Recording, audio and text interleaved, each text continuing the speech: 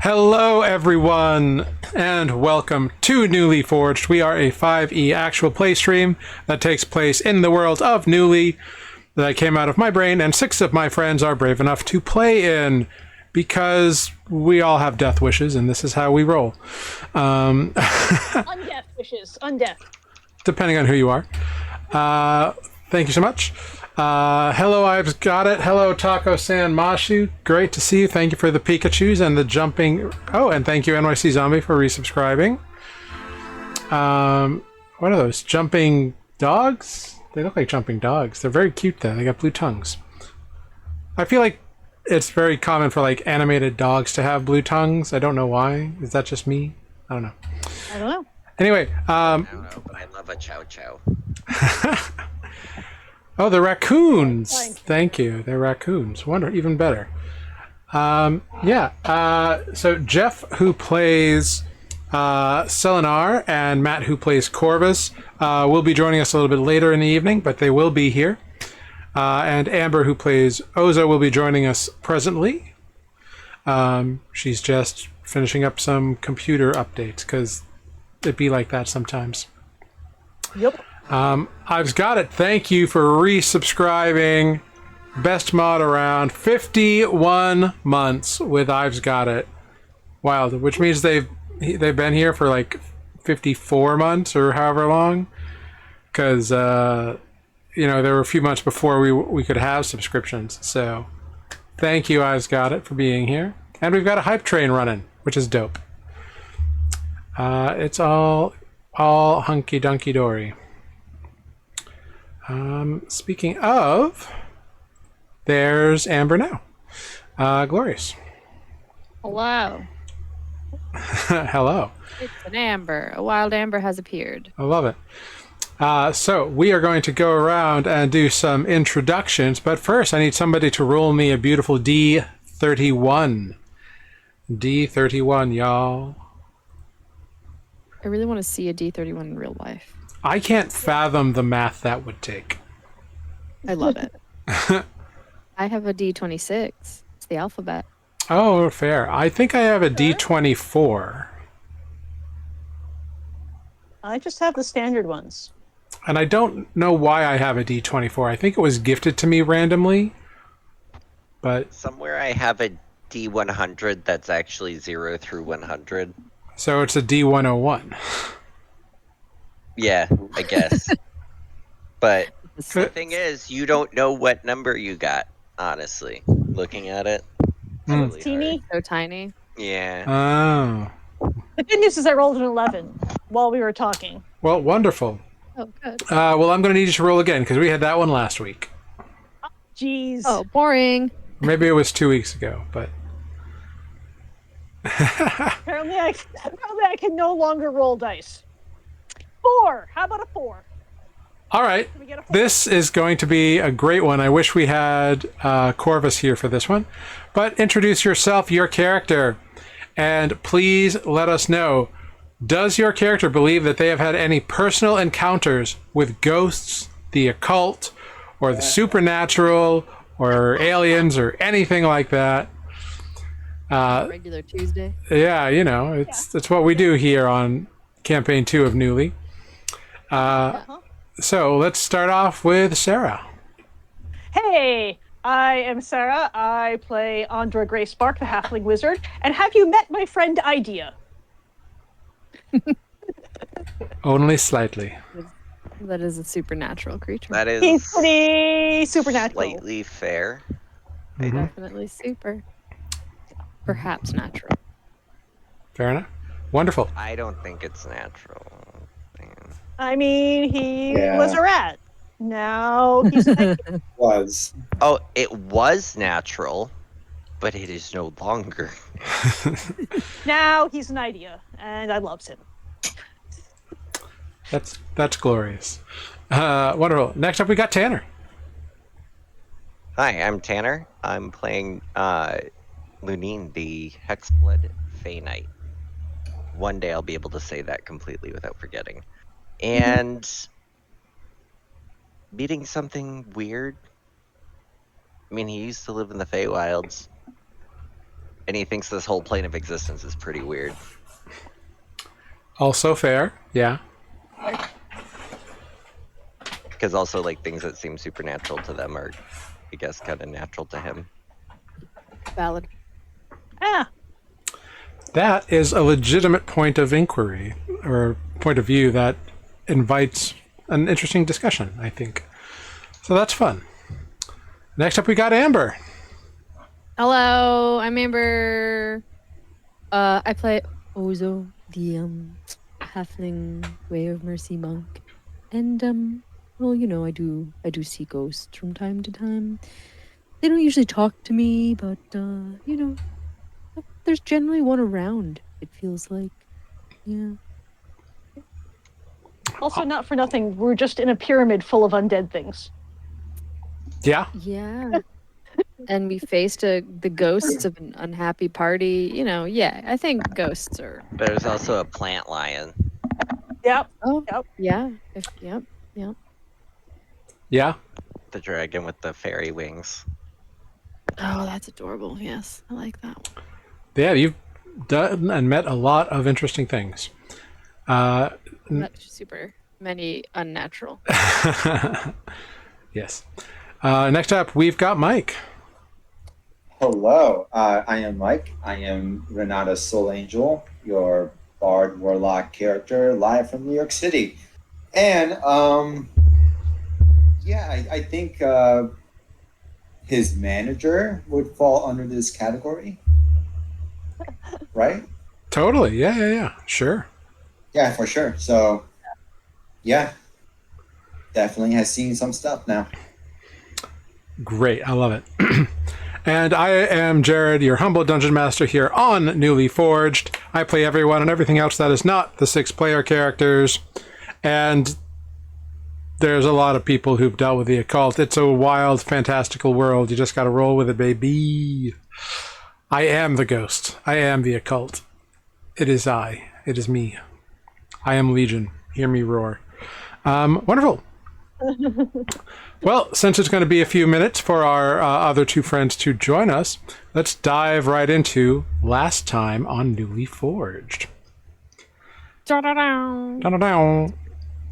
Last time on Nuuli Forged, Corvus made some new local contacts by smoking a hookah with them, resulting in him spending an evening at one of their homes, the female feline Saucer of Purple Milk, aka Saucy. The next day, Andra utilized the fireplace in Lunine's suite to conduct her ritual from her book that she's been hanging on to since the beginning of the campaign.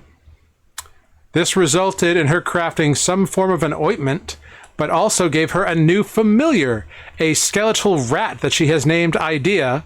The fascinating thing about Idea is that not only is it undead, but it seems to be able to talk. After this revelation, the group went about discussing their plans when Renata began hearing crowd noises that the others did not. He stepped outside to see what the commotion was, but there was no loud, rambunctious crowd to be found anywhere. He followed a bit to investigate, but the sounds just seemed to keep leading him in various directions. Lunine and Corvus followed, and they learned that when Renata stopped for too long, went the wrong direction, or even tried to turn back, the crowd sounds swelled up to painful levels, making Renata clutch at his head, and it was impossible for him to ignore this noise. Eventually, the trio were led by Renata to a dive bar called the Rabid Scorpion on the very edge of Spice Mile. There, through a tense few moments and a series of charades, they learned that the feline custodian was named Book of Tales, a name that had appeared on Renata's list from his mysterious manager, as well as a local performer of some renown that had gone missing that Corvus had heard about the previous evening. It seems that she has been cursed by some wizard named Pouch of Smoke, who resides at a location called the Shining Diamond in the Marble Rising district of the city. Renata told Book of Tales that they would release her from her enchantments. Renata sort of admitted that he had made some kind of deal with a group of managers to be a performer and find new talent, but Lunine was left to wonder what kind of entity Renata had made a deal with, as the bard sidestep the more direct question. The trio has now left the rabid scorpion behind to set course of their next action. And as the three exit the bar, the rabid scorpion, we shunt back to two of our friends here back at the Silver Set. Andra and Ozo, you just saw Renata kind of walk out and Lunine kind of look at you all and follow him, and then Corvus slip out the back, following him again. So the two of you and Selenar are here finishing up breakfast, having a thing. You've got Idea with you. What is it you are up to? I wanted to clarify that the empty vial from all the ingredients from the thing, I would have put the ointment into one of those empty vials. Sure, yeah, you could do that. From the ritual, the stuff that was left in the bottom of the brazier after Idea climbed out. Yeah. I had two of the ingredients came in vials that are now presumably empty. Mm-hmm. Because I dumped them in. Yeah. So I would have put that stuff into one of the vials, so I'm now carrying it around in my bag. And we're in like the dining area of our inn. Yeah. Cool. Yeah. I mean, do you know where they went? No idea. Sorry. What? Okay. Well, I guess they know where we are. I'm sure they'll come back. Go for a walk? To where? I mean, I don't know. We haven't really seen a whole lot of the area. Well, maybe we can discover it. I don't know. The young serving lad, Jamie, comes over and begins clearing the empty plates of your friends who have been gone for quite a while. And shortly after, slumbering beneath smoke, the feline who owns the establishment comes over. Good morning, my friends. I trust you had a wonderful rest here this past evening. Yes, very comfortable, thank you. Excellent. And of course, Mr. Renata Solangel was most excellent in his performances last night. It was very well received. I'm very happy to be able to say that you are all staying here with us for this time period. Tell me, what are your plans in town? What brings you to town? How can I assist you in any way? We were just talking about maybe going for a walk. Is there a place of interest we should go see? A particular thing that people go to walk to see around here? Maybe maybe a marketplace or a yes, particularly nice building or something that we should go look at. Of course, the merchant quarter is full of all sorts of bazaar and shops, but the Spice Mile is truly the gem of the Pearl City, which is funny because you'd think pearls would be. But the Spice Mile, it is a massive market of all sorts of spices and well, it's mostly spices, to be honest with you, but for all different sorts of purposes. Different vendors hawking different things, some specializing in rare crossbreeds and cultivations.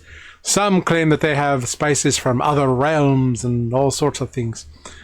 The merchant quarter for clothes shopping, for knickknacks, for weaponry, for armor. Perhaps you need some sort of... You seem to be a very capable lot. I believe there are a few merchants who sell magical supplies, if that's the sort of thing you need. And certainly, if you can get in up through Marble Rising, there are beautiful structures that have been constructed there in the last few years. Some areas are, of course, off limits, but you should probably be able to see most of the ones from the outside, of course. What else is there fun to see in Matinette? Of course, if you go down by the docks, it's possible you could find some pearl traders. The Bay of Pearls is rich with our with pearls. They are one of the largest economic sources of us here in Madinat. Great. I like spices. I And think herbs. the spice market would be an excellent journey. Can you point us in the right direction? Oh, of course. And she gives you directions. Great. All right. Shall we? If our friends come back, let them know we'll be back in a couple hours. We're going spice shopping. Ah, very good. Enjoy yourselves. And we set out in the direction, following the directions given. Yeah, so you head out towards the Spice Mile. Idea is definitely riding in my hood. Great, good to know. Fair enough. Yeah, it doesn't. I was gonna talk to Idea on the way through their head and be like, "Hello, what are you?" Whoa! What's that? It worked. Okay, cool. Idea speaks out loud. Oh. I will say in Idea's head, I didn't know if that would work. It was me. Hello, me. I don't know you yet. I'm right behind. Andra, who is me? Do you hear them? I don't hear anybody except for you right now, but me might describe any number of peoples. Well, me is talking in my head, I think. Or at least I can hear them. I will turn and look at both Selenar and Ozo and say, did one of you message the rat?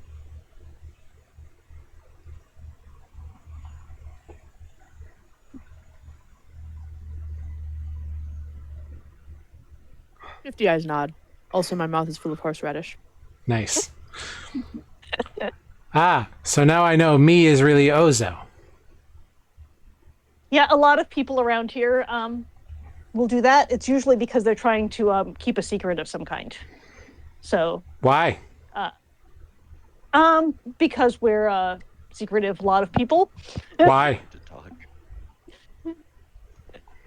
And why keep a secret? What is the point of keeping a secret? Can I have one? Why does everybody else get to keep one?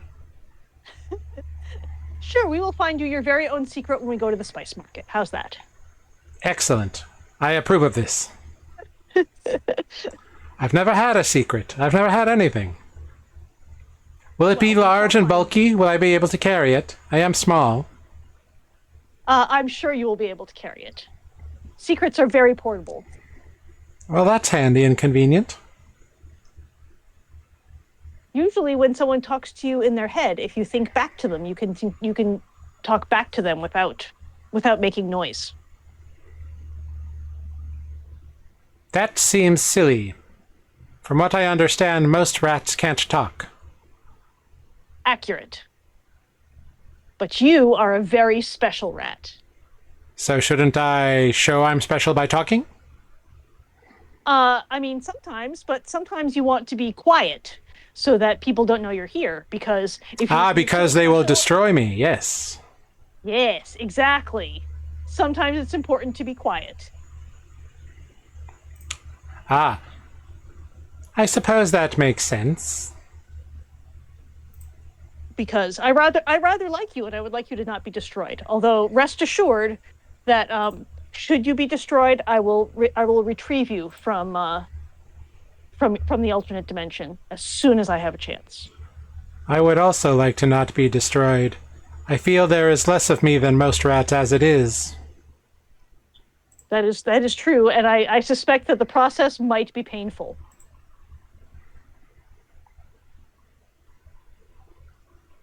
Interesting. Then let us not do that. Let us endeavor to avoid destroying you. I like that plan. Excellent. To that end, it's probably a good idea if you stay in my hood when we are out in like public out in like the spice market and things, if you don't make a ruckus, you're probably likely to do a bit better. You can certainly always talk to me. If you're right here, yeah, I can always hear you. And that is how I will. And that is how we will find me a secret. Yes. Very good. And he kind of just like Will say nuzzles in back in the Idea's head. Then Ozo will say in Idea's head, "You could just be the secret." Remind me, they can't talk back to you, right? Like you can't hear them reply. I don't. I don't think you can. I think you can just transmit. I don't think you can receive. Yeah. Yeah. Andrew would not understand that because when she and Selenar cast message, you can reply. Mm-hmm. And Yeah, we've never had a discussion about whether or not you can hear me. I just assume you can. Right. Yeah. Nope. Can't. And indeed, Selenar, you and Ozo and Andra are off towards the spice market to check it out. And they have been having a conversation with Andra's new familiar, a skeletal rat that seems to be able to talk and is currently hiding in Andra's hood. His name is Idea. He's awesome. And you are muted. You're muted.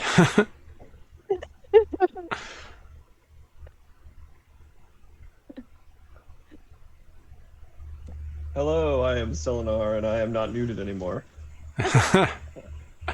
Oh, and those are your sunglasses. I thought you were wearing a very weird tie for a moment.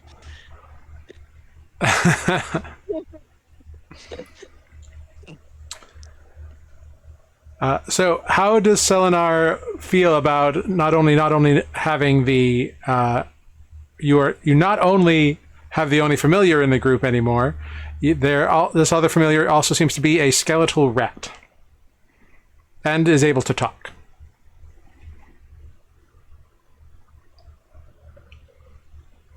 Interesting. In fact, we I have only just completely managed to missed- get him to shut up. I have missed everything. I was hoping to catch last time on Nuuli Forged, but I didn't, so...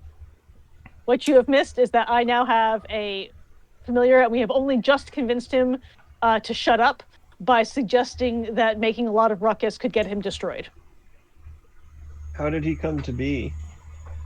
Magic? Okay, so there wasn't like a summoning ritual or... I mean, Anything the kind. Andra was. finally did her magic Okay. spell. Yeah. Yes, Andra finally completed her magic ritual that resulted in her creating a tincture, and also apparently this undead rat familiar thing. It's like a twofer. Cool. The ritual I I- was arrested for yesterday, I completed today in Lunin's private suite. Can I pet him or her? I don't know. Idea, do you like to be pet? I don't know. I have no idea. Well, come on out here on my shoulder and say hi to Selenar.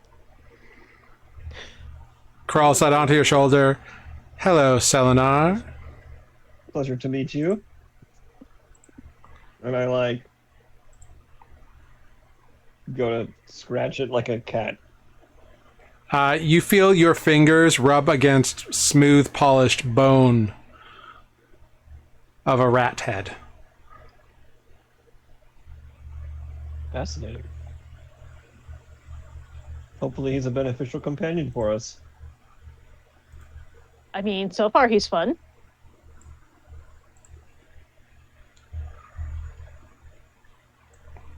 Cool. Yes. You may see our friend here. He would if he was logged into Roll20. Ah, yes. Me? Oh shoot, I have to launch game.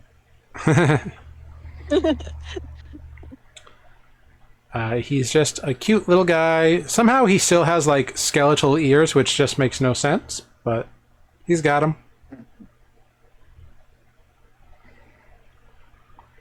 He's just a little rat guy.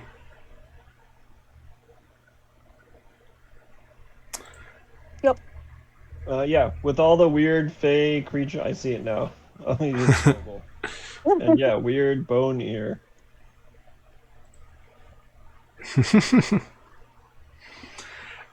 Yes, it is somewhat disturbing, but still cute. But yeah, great. So you're all on your way to the spice market, which is lovely. Yes. Cool. Flashing back to the rabid scorpion, Lunine, Corvus, Corvus and Renata have exited already, and Lunine, you step out of the rabid scorpion to join your companions on the street.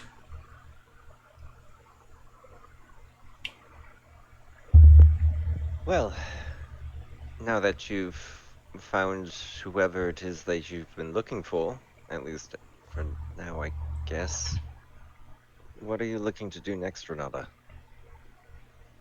Well, we need to get our dream team together and go off into.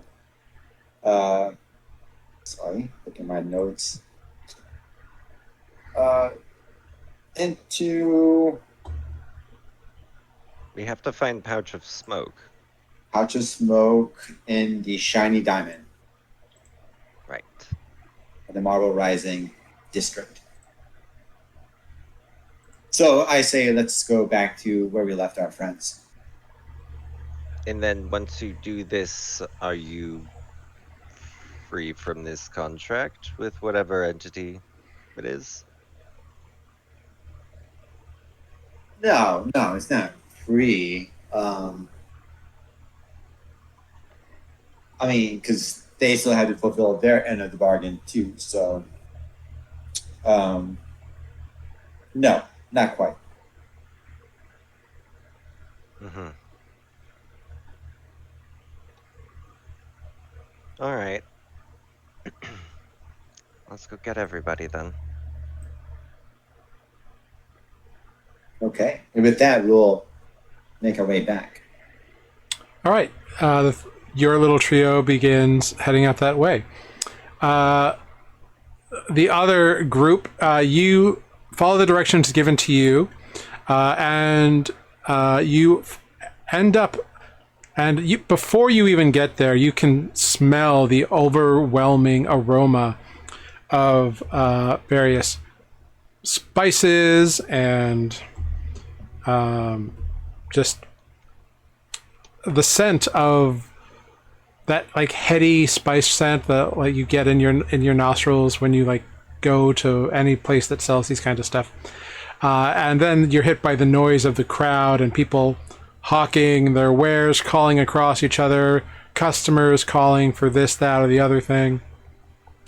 And as you begin walking down the Spice Mile, you find tents set up in front of shops or little lean-tos. It's a big, wide street, and there's like tables with like bowls of different spices and mixtures of herbs and different marsalas and different like teas, and just kind of like it's an assault on the senses, but it is not unpleasant. You see little old ladies like saying, "No, this stuff is crap. Give me the good stuff in the back." And you see little old men not caring what their little old women partners are saying. And there's children running around. You see guards patrolling. And there's a lot of life and hustle and bustle and activity here. Go ahead, the three of you, make a perception check for me. Yeah, I'm not very good at this.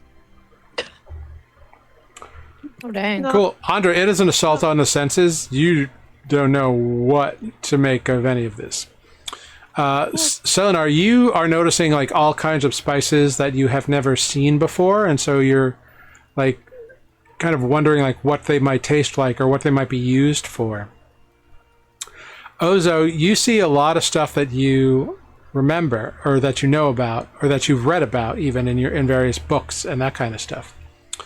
You also see a few things that are definitely from they're definitely like Sorbonese, because they're definitely imported. Like you only have heard of them growing in various places in Sorbonne. So like that's an interesting thing to note. What you also pick up is a slight rumor as you are kind of like moving through. You walk past this cadre of guards, and one of the guards says something about a ghost in the dust barrel. Yeah. Yeah. Yeah. The other guards, one of his companions kind of laughs it off and says, "Please, one report and you're suddenly believing in spirits and the undead. Besides, it's the dust barrows. It's not our problem there." Well, I know it's not our problem there, but still. What if this ghost gets other ideas and decides to bother decent folk? That is just something that we will never have to worry about. And they kind of keep walking by. Cool. Decent Does folk. the dust barrels make sense to me? You've heard them in... Location. Yeah, you've heard them in discussion. The dust barrows is it's like the slum neighborhood. I think Selenar mentioned that he and Renata had gone there to check out Renata's old home Okay, cool. the previous day. Solari is interested in spices in general. He would pick up something simple and affordable. I'm thinking about his habit of cooking monsters when we're out. Yeah, you pull up to this one little stall, and it's this like older human woman, very like tanned, leathery skin, and she looks at you and says, "Ah, a pure blood elf. Welcome, my friend. We don't see many of your ilk these days. What spices can I tempt you with to tantalize the tongue of an functionally immortal being? Huh?" Yeah, we are mortal, just long life for sure. Well, compared to me, I don't have much left, so You never know. What's something I could take across the sea? Something that I would not find anywhere else. Oh, well, all of these powdered spices here are quite transportable, my friend. Are you looking for something sweet or savory or something spicy or something... Or are you looking for something unique to Hessian, maybe? A savory flavor that reminds you of home.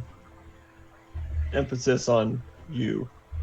A personal recommendation, then, yes? And she kind of like Fine.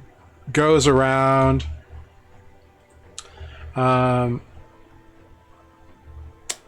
And is like looking at a couple of things.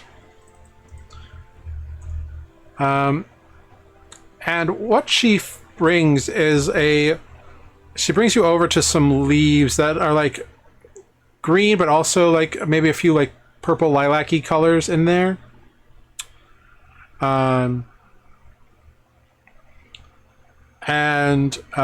It's like long stems that have been mixed in, and like they've been stripped down and kind of ground out into a powder. Hanging, the powder is like underneath a hanging bushel of it to kind of like notate what it is. This is saturaya. This saturaya is a very tasty little morsel in my flavor. It is piney and peppery with nuances of thyme. Something my grandmama used when she actually brought a bushel of it over from her home when she first came to Madanat. And it has been used in family recipes ever since. Not something you can find here very often. I take a smell of it. It smells quite savory and it's quite good. I'll take a handful. Or I don't know if she's got it packaged in bags or anything. Yeah, she pulls out like a little like paper pouch kind of thing, like very cheap paper. and she pours out what looks to be a decent amount, maybe like 4 tablespoons worth. Would you like more? If I like it, maybe I'll come back for more. Very good, very good. And she packages up the thing, puts it on a little scale, figures it out. Very well. This spice for you, my friend, will be 8 coppers. I thank her very much and pay it. The transaction completes, and you come back anytime. We are always happy to serve someone with such taste. Huh? I do a little bow and just continue on. Yeah, and you are all looking around the spice market, doing his stuff. Andra is looking for a incense seller. Cool. Yeah, you're being kind of assaulted by senses, but eventually you find someone who is selling like piles of like, it looks like incense because it's very strong, powerful stuff, and they're mostly little like cones. They're not like sticks or anything coated, but they're little like cones that you put out and you burn down.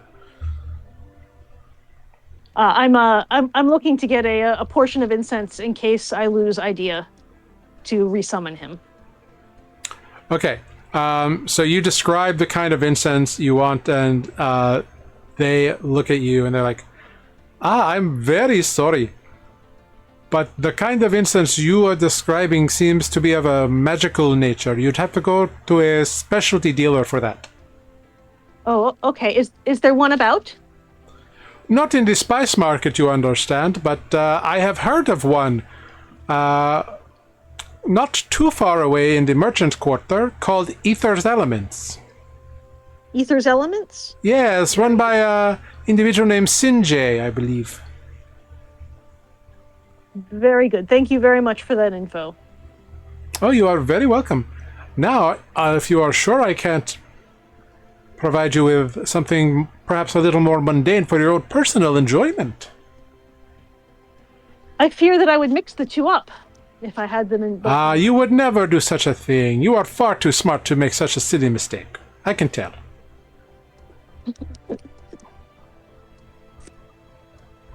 No, I thank you very kindly, but Oh, surely a strong, willful, magically inclined individual like yourself must surely desire the scent of dragon's blood or perhaps frankenmyrrh? I'm going to nudge Idea telepathically and say, Psst, say hi.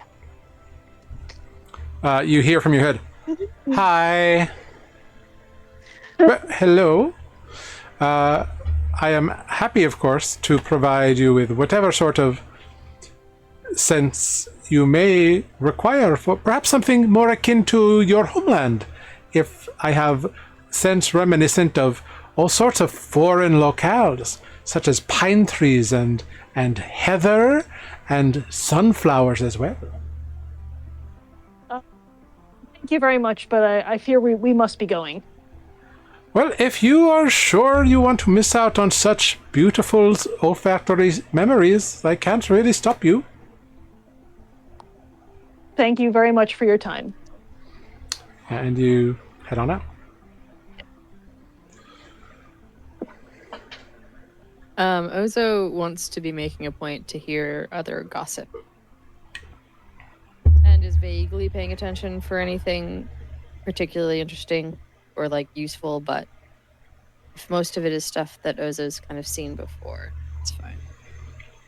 Yeah, on that 15 perception check, you hear like general kind of hubbub, like, oh, you gotta watch out for pickpockets down by the docks. You hear a lot of like this reiteration of people like worried about caravans and like crazy monsters attacking caravans, and people are looking for guards.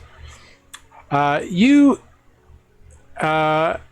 have a few. You get like a few potential names of like people who may be looking to like do caravans to somewhere in the next few weeks. You get the name Hazen. You also get the name. You also get the name Jizan. And you get a definitely a feline name as well. You get tools on the table. Cool. And then you get sort of a weird name kind of pops up. And it's Gotti. Like Sgiti. Scotty. Which is a weird name. Cool. Cool. Cool.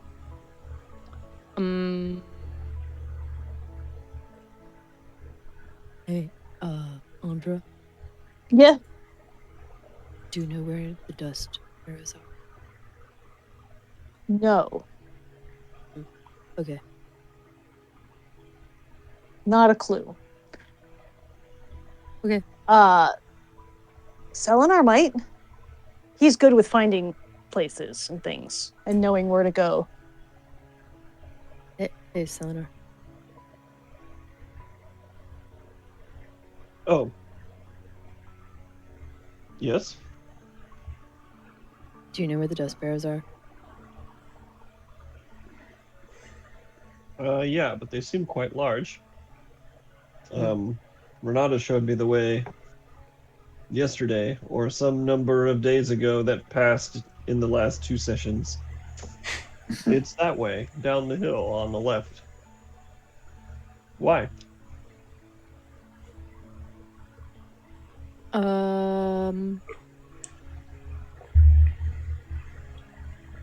Just curious.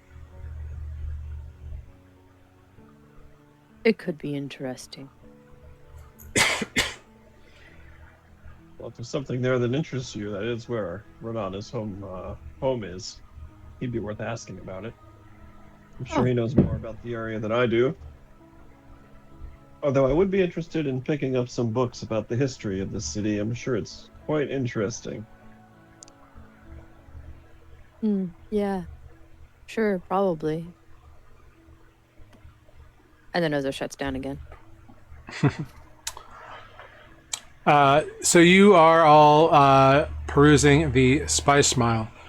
Eventually, the other three walk up the Spice Mile, and you run into each other at a large intersection that's got a cafe kind of off to one corner. Seems like people are enjoying teas and pastries there.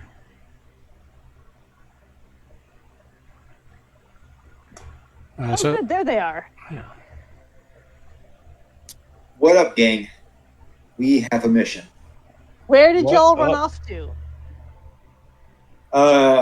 Off to a bar. Not important. What is important? It's kind of early for that, isn't it? Never too early for whiskey. I had to. What we need to do Okay, though, great. is head on over to the Marble Rising district to a place called Shiny Diamond to look for a wizard called Couch of Smoke and kick his ass. Okay. Do you know, do we have to walk through the merchant quarter to get there? Yes, but we don't have to, unless you want to. Well, I Need a was just souvenir? I was just given I was just told that there's a magic dealer there that whose wares I might wish to purchase. I'm also interested in finding some literature about this city. It seems like it has quite a history that I don't know anything about. All right, I said evil wizard, capital E, and you want to buy a book? And some incense. Knowledge is powerful, my friend. We will get to your evil wizard soon enough. All right, I'm giving you 5 minutes each to do your shopping. Okay. I'm sure that's more than enough time. Okay. Certainly. We weren't just sitting around waiting for you to come back. We, embarked upon our own side quest here. Which is shopping. Uh-huh. Oh, also, have you met Idea? Renata has met Idea before he left, but the idea of Idea is still startling. So he jumps and freaks out a little bit. Like, oh my god! Forgot all about that. Yeah, met. Hi. Andra, roll a d20 for me.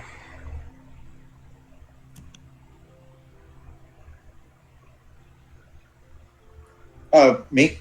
Andra. Oh, Andra. me. 4.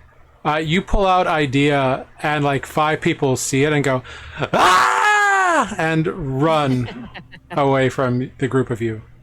One kid is like, Mommy, why is that woman carrying a dead rat? You know what, Andra? Better keep your idea to yourself. Put him back into my hood. And, Okay. wave at the mom. Alrighty then. Merchant District, incense, a book. I can help you find the way. Let's go. Great. Onward. Cool.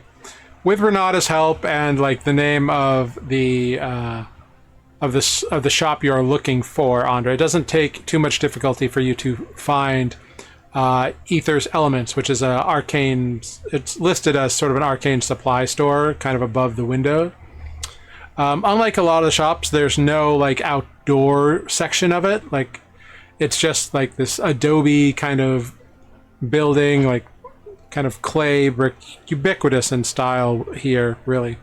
But the sign above is elegantly scripted, and it is almost seems to like be flickering or shining like fire or some kind of light source, like in the sign itself.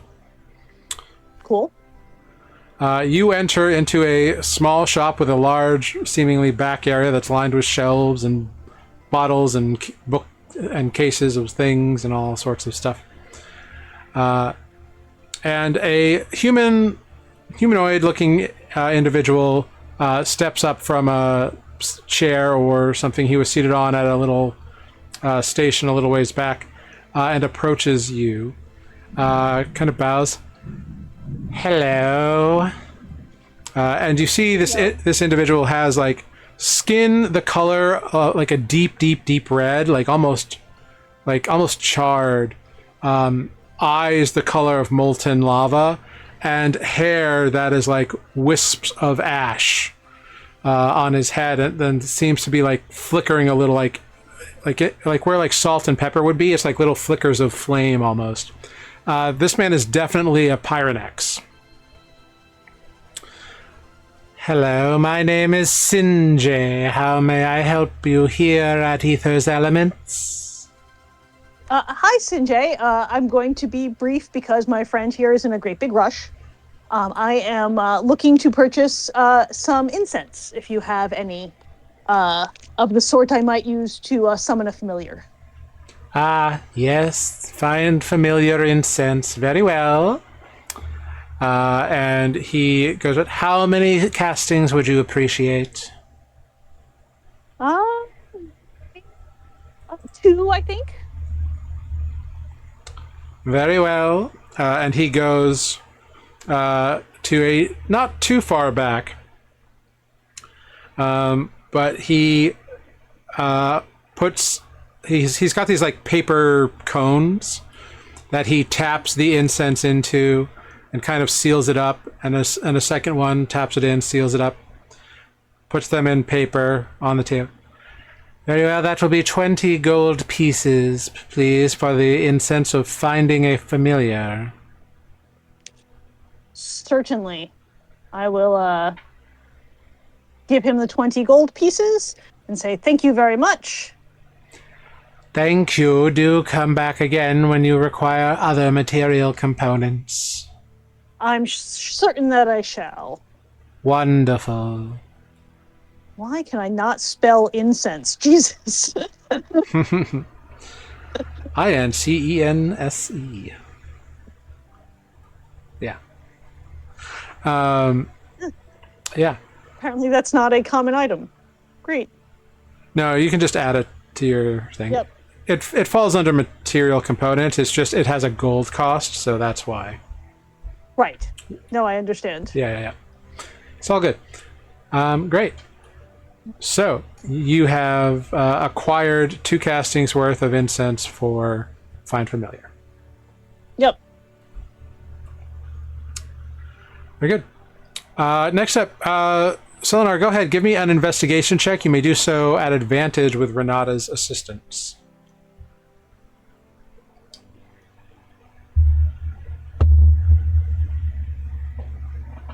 18. Excellent. Yeah, you find a bookshop here in Merchant's Quarter. It doesn't really have a sign above it, but it's just got a picture of like an open book. So maybe it's just called the Open Book. Sure, he's not really looking to chat too much. He's just gonna go in and look for a book about the history of the area, similar to what he had in Cliffside. Yeah, you enter, and it's once again it's like a small little reception area, and then like you can see like rows and rows of tomes kind of behind a shelf. This seems to be a place where like the part of the service of the seller is like going and fetching what you desire. It's not really like a peruse kind of place. Sure. Then I approach the counter. Yes. And you see this green scaled, kind of like tall, wiry, thin Draken woman kind of comes up and says, "Greetings, I am Ruk Salam. Welcome to the Open Book. How can I quench your thirst for knowledge today?" Greetings, Rex Salam. Ruk Salam. Rook Salam. My apologies. Oh, it's quite all right. First time meeting. Yes. What can I do for you, Sir Elf? I am obviously new to the area and just I'm looking for a history of the city or anything else you might think is an interesting read about the area. Ah, very well, very well. There's not too much to go on, only 50 years or so, but I'm sure I can find something. One moment. And you see her kind of like, the way she moves is very unique. She doesn't walk so much as like, sort of like sway as she moves. And she goes over to a section and then goes, no, and comes back a little while later with like a small tome. This I think might do you well. It is a book on the establishment of Madanat, its economy, and its geopolitical structure. More of a treatise than a novella, really. I'm sure I'll find it most informative. Wonderful. Well, for such a item, this will be 1 gold piece, please. A fair price. He pays it. Thank you, Seraph. Do come back again if you require any further educational enhancement. I'm sure you'll see me again. We plan to be in town for quite some time. Wonderful. Do enjoy. And she waves you off as you exit.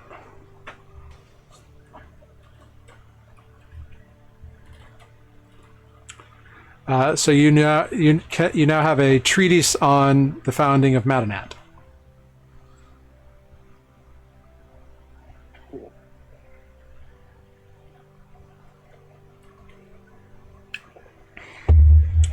Very good. All right, Renata. Lead the way. Follow me, team. And we start walking to the Marble District. Great. I love that we've somehow become just a roving gang of beater-uppers. We're gonna go beat up a wizard. So Yeah, are you trying to be a rock star, or is your manager like trying to make you an enforcer? he's a bouncer. No, rock star. Bouncer? Uh, Yeah, I feel bouncer. So you head off in the direction of Marble Rising, and soon the like dirt streets give way to like stone walkways and tile, kind of like big pieces of sandstone that have been like lodged together, and the buildings become like farther apart and more purposefully structured, as opposed like they're more purposefully planned. The people go from having like layers of like thin materials to having like coordinated robes and like flowing gowns. Some people have like full outfits that only allow like their eyes to be seen. And they are adorned with jewelry, whether it is costume or real. It's hard to tell sometimes. But potentially like displays of like gold, like medallions, like big clasps and brooches that are like gem studded, and usually like a few armed individuals beyond like the normal just guard as well, like one or two walking with like extremely fancy looking folks. The buildings here are brightly colored and adorned with shining tiles that are vibrant and alluring. And every sort of like restaurant, cafe you walk by smells richly of spice and coffee and succulent dripping meats. And the people are sort of like not engaging so much with one another as they are like off on their own business, but there are like areas like when there's a cafe and there are people who are like talking quietly amongst themselves there. The vibe is very different. It is not as openly friendly as the merchant's quarter where you all are staying is, but the same like basic rules of etiquette seem to apply here, except elevated to a degree. You have made it to Marble Rising. And indeed, you can see like marble is used in some of these buildings that are being constructed. And there are a few statues that have been carved of different colors of marble, kind of in various places. Some of like sandstorm, perhaps deities, or maybe desert folklore characters. And there is a massive sort of like central area that has scaffolding all around it. And big tall walls kind of up above the scaffolding, and it seems like there are laborers coming in and out of these like smaller gates off to the side. It's very obvious that this is like the big construction project, and it is that palace that has been mentioned to you before. And as you are kind of like looking around at all this, go ahead, make perception checks or investigation checks to see if you can find what you are looking for here. I can investigate. I can't perceive jack shit, but I can investigate. Great. Andra, looking around, you're kind of like taking in, and you kind of get a sense that what you're looking for is some kind of like fancy place where a person would stay. So it's not going to be like right in like where shops are. It'll be like in the vicinity.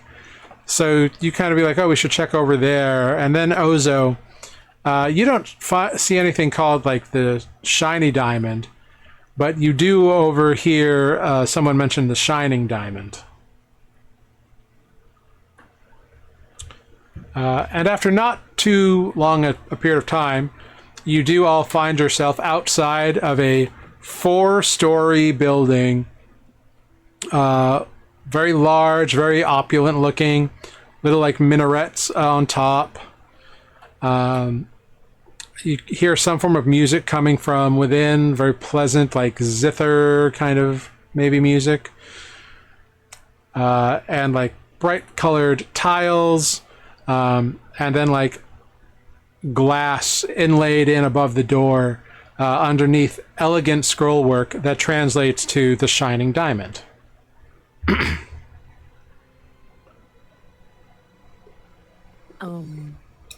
I don't know if this is a good place to just go in and beat people up. Why not? I feel like it would be impolite. It seems like a very polite place. I mean, sure. All right, but hold up. I did not tell you what this evil wizard did. He took the voice of a young professional storyteller. The voice, Ozo, took away the voice. Now that doesn't sound nice to me. Doesn't sound polite. No, but we shouldn't start trouble in a place like this right off the bat. Let's find this individual first. I mean, we already started trouble. I've already been arrested. Right. But That was good thing. decisions that you made which were not very great. So we're just gonna ignore those and go with let's not get the group arrested for fighting somebody in an establishment like this. Yeah, luckily we have a secret weapon. And I look at Lunine. That's right, Lunine. You're the secret weapon. Look, you come from royalty. You'll fit in right at home in a place like this.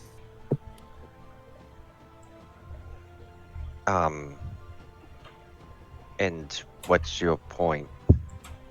I mean, just go in and act how rich people act. You know, and we'll do some little light scouting. Oh, so we'll find the wizard, and then we'll beat him up. Let's hold off on the beating up for now. I mean, surely there's an alley or something around here we could actually do the beating in.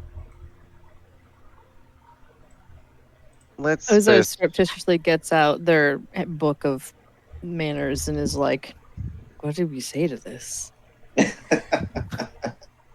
I could send Idea in to check out. Absolutely not. No. Bad idea. Bad. You're a very good idea. Not at all. Terrible. Look at that thing. People will notice it. I'm getting conflicting messages. I think you are a very good idea. Renata just thinks you should stay in my hood for a little longer. Andra, you and your idea stay in your lane. We're sending in Lunine, and we're going to go in right behind him. You got this. Come on, Lunine. I kind of like massage his shoulders a little bit. Come on, man. Loosen up. I didn't say that you could touch me. Fine. Hands off. Lunine's going in.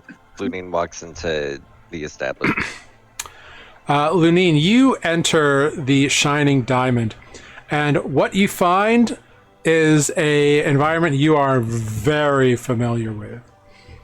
Upon entering, you see carpets leading, like a nice, like lush carpet with a boot scraper right on the front, like right before the door, like on the mat area. You scrape off your boots. The interior carpet is lush and piled. There is a rack for outdoor shoes, and right next to which there is a rack with like indoor shoes of like various sizes for people to swap into. And it seems like some of them have like little names, and like if they have little like, it seems like the ones that haven't been claimed are down on like the rack level, and the ones that have been claimed are up in little numbered cubbies, which maybe they equate to room numbers. Right. And you also see some like outdoor shoes in those cubbies as well. Lunin will take off his sandals and put on said indoor shoes. Yeah, very easy to do. And you open the secondary door, which you go to open it, and immediately the door opens for you as two individuals in like kind of like white tops and like blue pants bow and gesture you in. And the carpet leads you right up towards a reception desk, behind which is a human woman with like tan skin, long brown hair, kind of intricately braided, a monocle over her right eye. And she kind of gives you a nod as you enter. Welcome, sir. Welcome to the Shining Diamond. Will you be checking in this evening? I was looking to first explore your establishment to see if it's suited to my particular needs. Well, let me assure you, sir, our facilities are well equipped for any visiting individual of taste and discernment. We have a fully functional kitchen staff that is on call 24 hours a day. We have private dining rooms available, as well as the communal dining area. 3 meals are served, as well as afternoon tea. We also provide laundry services, bathing services, both in the spa and in suites if you desire such. We have a fully equipped garden and relaxation area outside in the courtyard. Yes, that all sounds very nice, but I would like to see it for myself. Can I get a tour of your facilities? Make a persuasion check. And you can have advantage.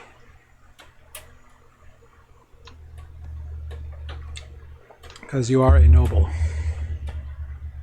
No, I am going to add to make it not as bad. Sure, add a roll of your second wind. For the love of God. Okay. Oh, I'm very sorry, sir. It is against policy to give tours off the bat to protect the privacy and perhaps anonymity of our other guests. I see. Well, I have a couple questions then. Of course, sir. One, is there anywhere for entertainment in this building? I like to play cards. Yes, sir. Each evening there is a gathering of like-minded individuals in the gaming room. I see. I see. All right. And how much for rooms here? Well, our prices are very reasonable, starting at 2 gold a night for a single room. For double occupancy, it is 3 gold. For a suite, it is 5 gold a night. What if I've brought along a personal musician, and I make them play for here for the evening? Well, That make- we could do I- provide entertainment. Oh, all right, fair. I haven't seen provided entertainment in every establishment here yet. Of course not. We are a very elite establishment, sir. Right. Hold on while Tanner checks my pockets. All right. At least you don't have an undead rat in any of them. Yeah, I have class. He's my friend. Yeah. Taste. All right, so I'll pay for Lunin to have his suite for the evening. Very good, sir. I'll pay for then 2 double rooms. So that's 5. and then 6 for 2 doubles. No. So Oh, yeah, 11 in total. 6. 11, but that's for 5 people. We have 7. Or are we It's gonna 6. 6? Okay, And just as that's a fine. as a reminder, we paid for like 4 or 5 nights at the other spot already.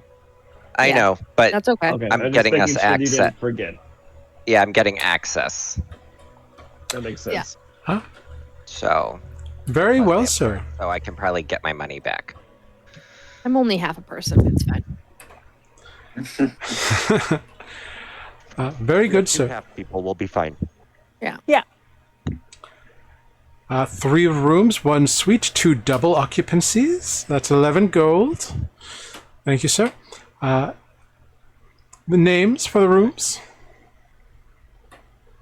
I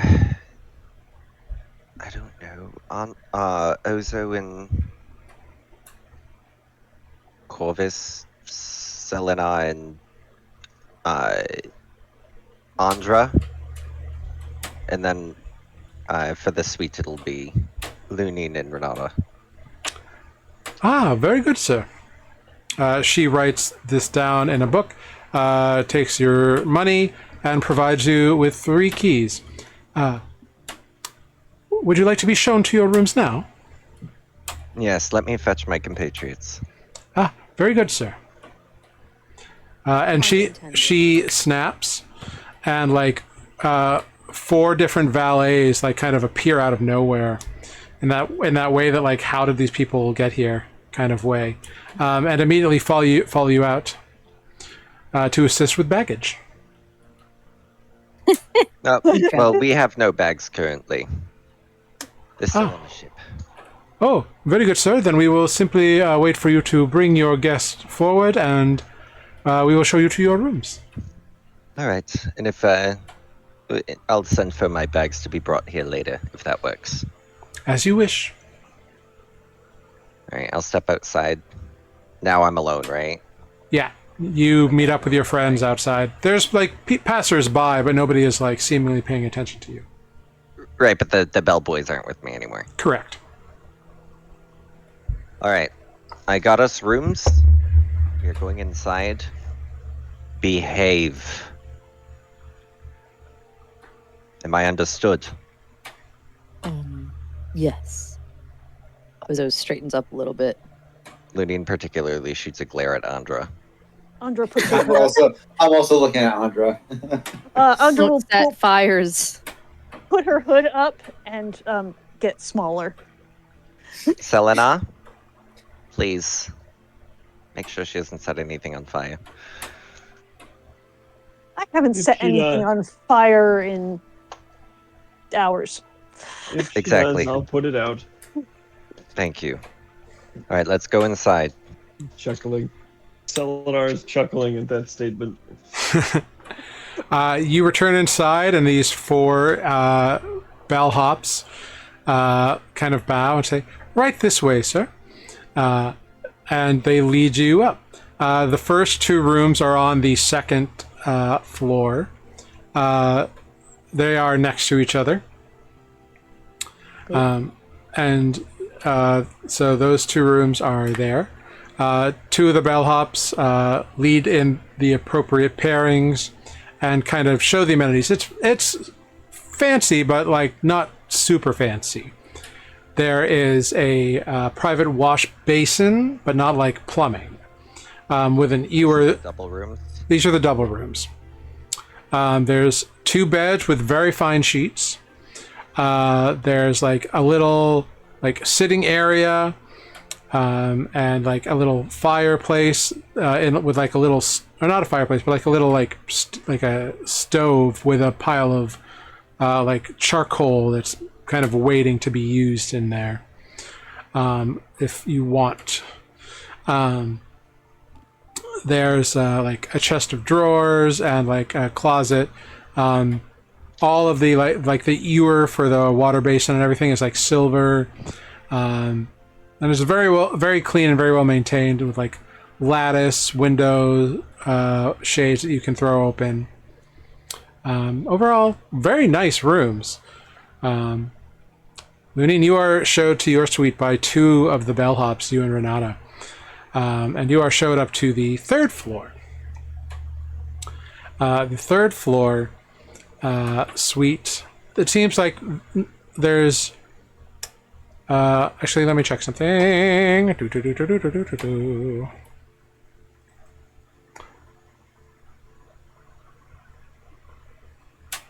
Yeah.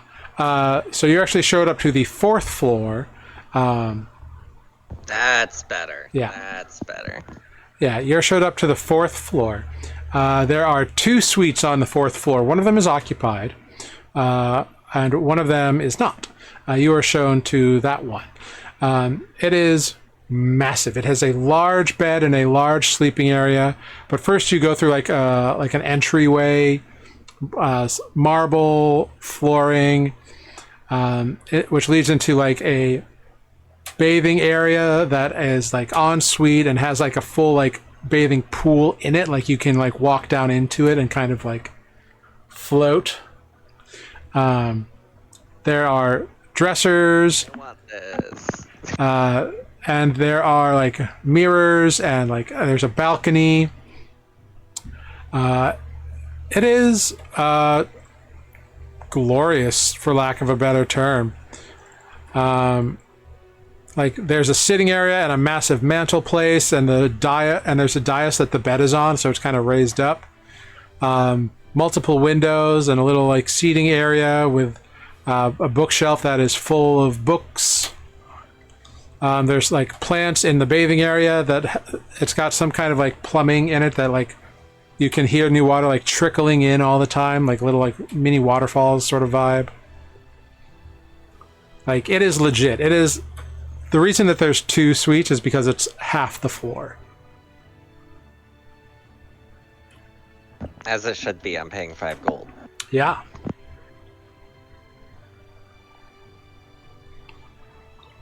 And the two bellhops kind of show you the amenities and around. And once you get settled, is there anything we can do for you, sir? Perhaps you would like refreshments, or perhaps you would care to have some laundry service made available to you. Do you need new clothing and garments? That would actually be lovely. New clothing, as well as washing the ones we have. And I'll take a bottle of wine. Very good, sir. And they go to get that done for you. So right now you've all kind of like been deposited in your various rooms by these bellhops.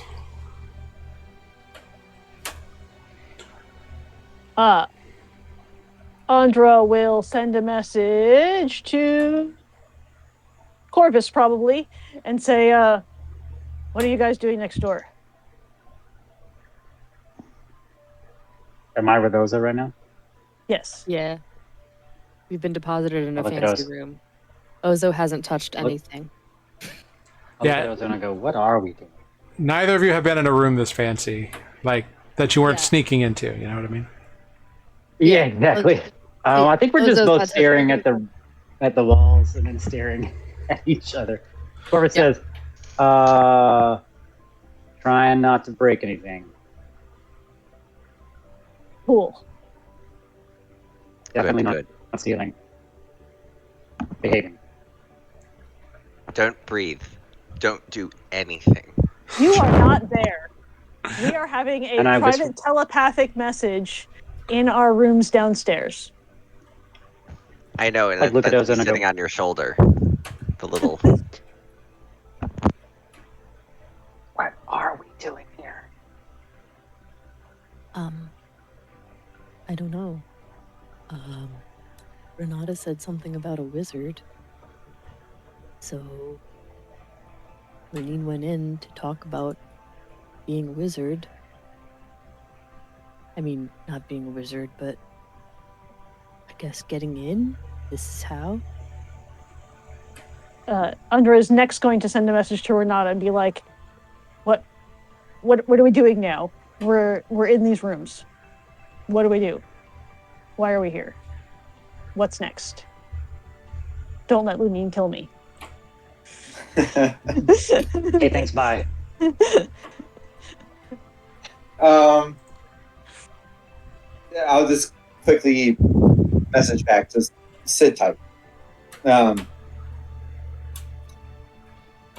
while I'm in the room with Lunine, I'll say, "Do you ever miss this at all?" You have no idea. Under will turn to Selenar and say, Renata says just sit tight. I'm going to sit down where I'm standing. Who did you send that to? I'm saying that to Selenar, who is in the room with me. Selenar sits in the chair, which I assume there is at least one in the room, and just Yeah, there's How a long little does it seating take area. How long does it take for our stuff to arrive? Or at least the first wave. Oh, not long at all. Like within 5 minutes, there is a knock on the door. Okay, so I'll take the wine, the new clothes.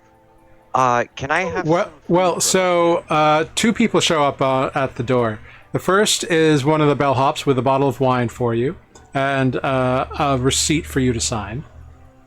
And you see that the bottle of wine is 4 silver.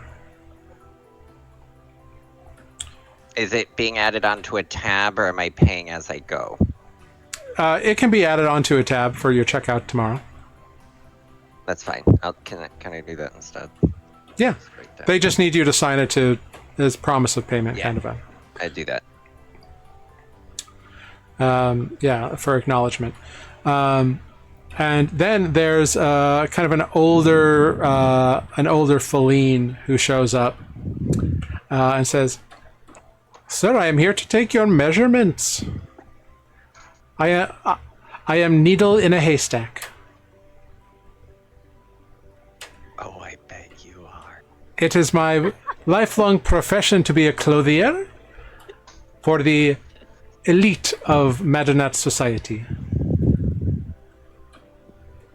It's good that you recognize one of them as myself. I'll need an outfit for my valet as well. Very well, sir. And Have the little bells. he begins taking your measurements. It's gonna be a jester outfit. No, I'm just kidding. Yeah, he begins with you taking your measurements, getting your descriptions on like what you want, what materials you want, what colors you want, all that kind of stuff. And then goes over and does the same to Renata, getting his measurements. Says, "We will expedite this process and have new clothes for you in probably about 2 hours, sir." Thank you. Curious, as for materials, do you have anything as well that's a little tougher? Oh, As for going out and about as well. You know, not for just inside. well, certainly our clothes are. We can create traveling clothes if that's what you're asking, sir. No, just, not every piece of it be the finest, softest silk that will rip. Oh, sir, our garments are exceptionally sturdy and well made. Alright, good. Thank you so much. Of course, sir. There are bellhops still in the...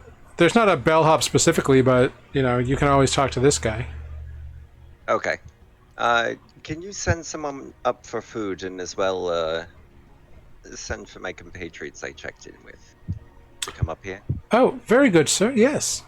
And he passes you a little slip of paper. You see another 30 gold has been added to your tab for these clothes. Alright. Better win tonight. Cool. So you sign I that. might make us, if we don't piss off people enough, I might make us stay here just so I can re-up my coin purse. So he goes back.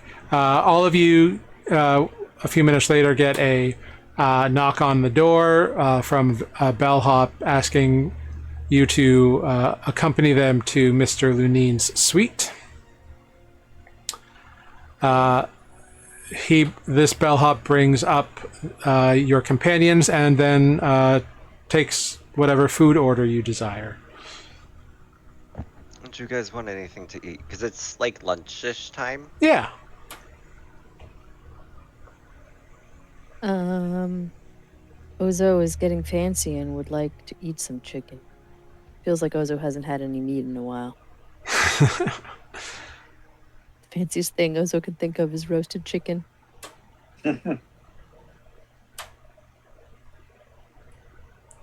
All right, can we get a couple platters of, I guess, some breads, charcuterie boards?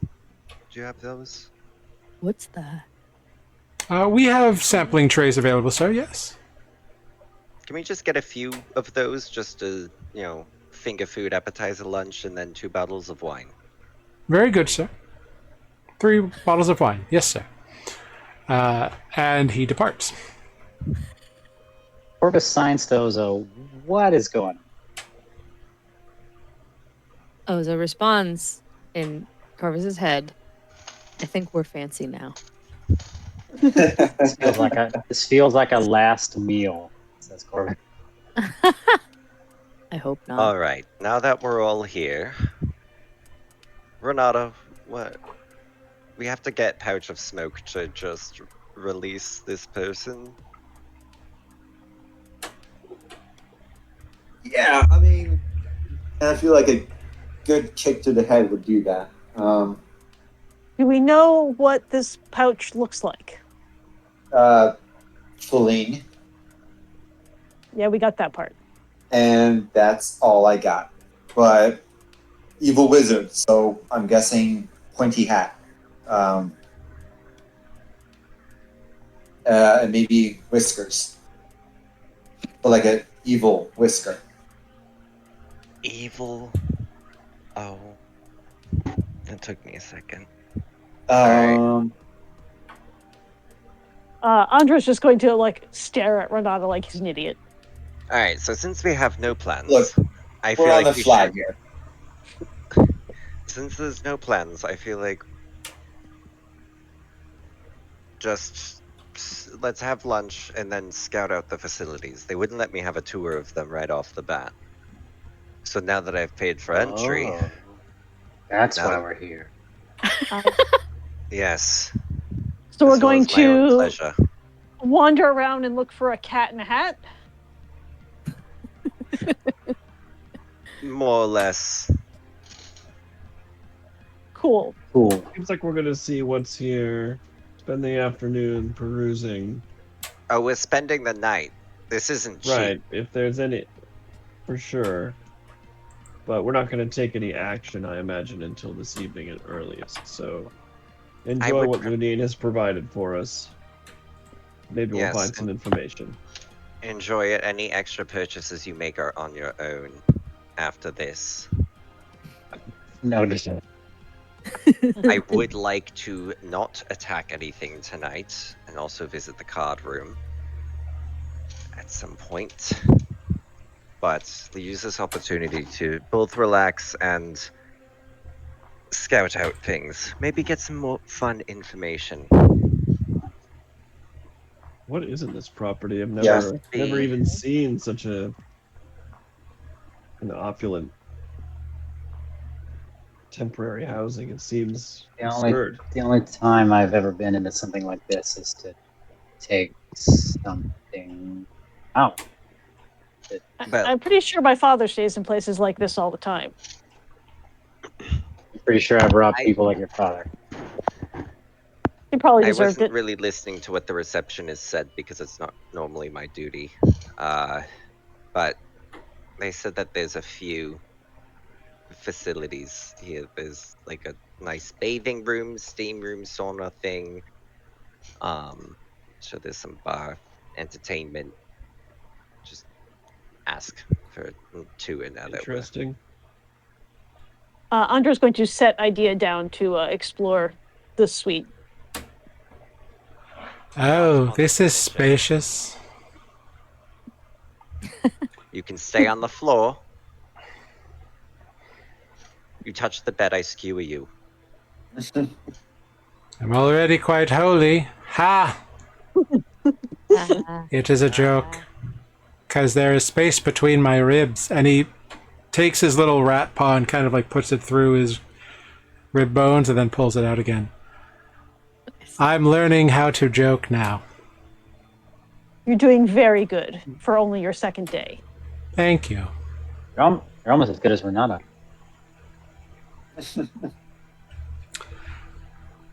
And you see he scampers off around the room.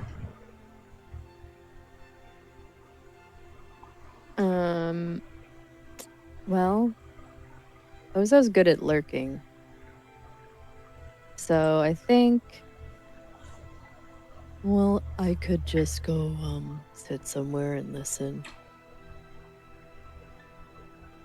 I'm sure After lunch, Selenar is.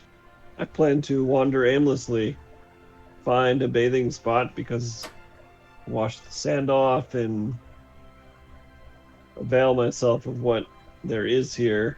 I left you in their room for an hour and there's a bathing basin.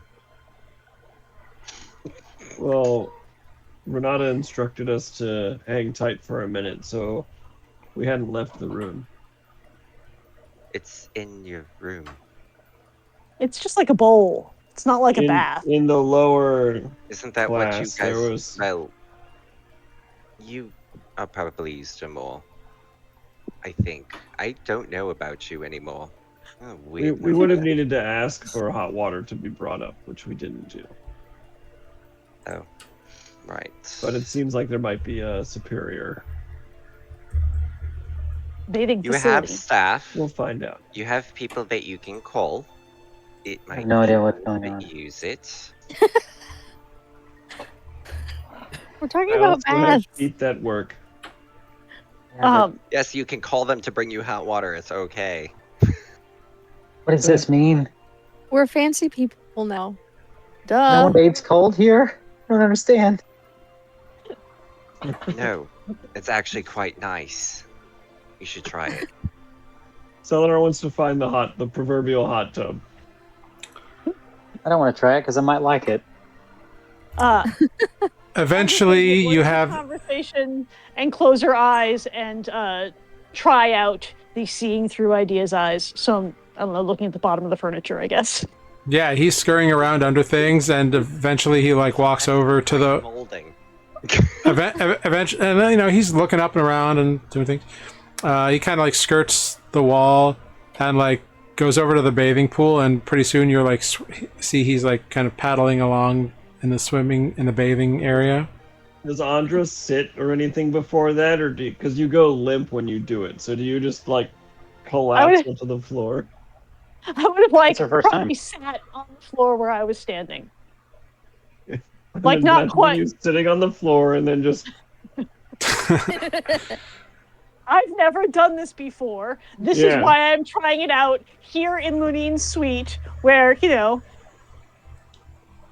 if you do that, I prop your limp body up on a wall so you wake up like this. You should turn her around so we all confused. Eventually, the food comes. Lunine, the food comes out to with the various platters and everything. It's 1 gold, 3 silver, added to your total.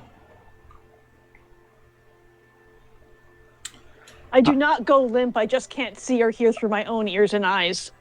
Oh, really? All right. So when everything gets About a half hour after the meal, the 2 new clothes arrive. The 2 sets of new clothing. They're just fine clothing, so you can add that to your inventory. I now have a second set of fine clothing. Mm-hmm. Yeah. Yeah. You can note that these are like Hessian style, so they are like longer, flowy, more like a vest and like a very belt kind of situation, like a wrapped corded belt. of like a bolt of fabric. Yeah, you know, it's desert gear, but like fancy. Mm-hmm. There's like a hood and a turban. They kind of took into account your anatomy and kind of made it so it will work with you. Hessian. Hessia. Hin. Hin. Hessian. Hessian. If I could spell, that'd be great. All right. But your clothing has arrived before you and Renata. You have supped. Stuff is cleared away. And as you all go off to investigate wherever you're going to investigate, we're going to take a quick little 5-minute break here. So thank you all for being with us. Thank you, Taco San Mashu. Thank you, I've Got It. Thank you, NYC Zom, for giving us a resubscription. And we'll be back in 5 minutes, everybody. So we'll be right back after this short break. Thanks so much. Woo! Bye.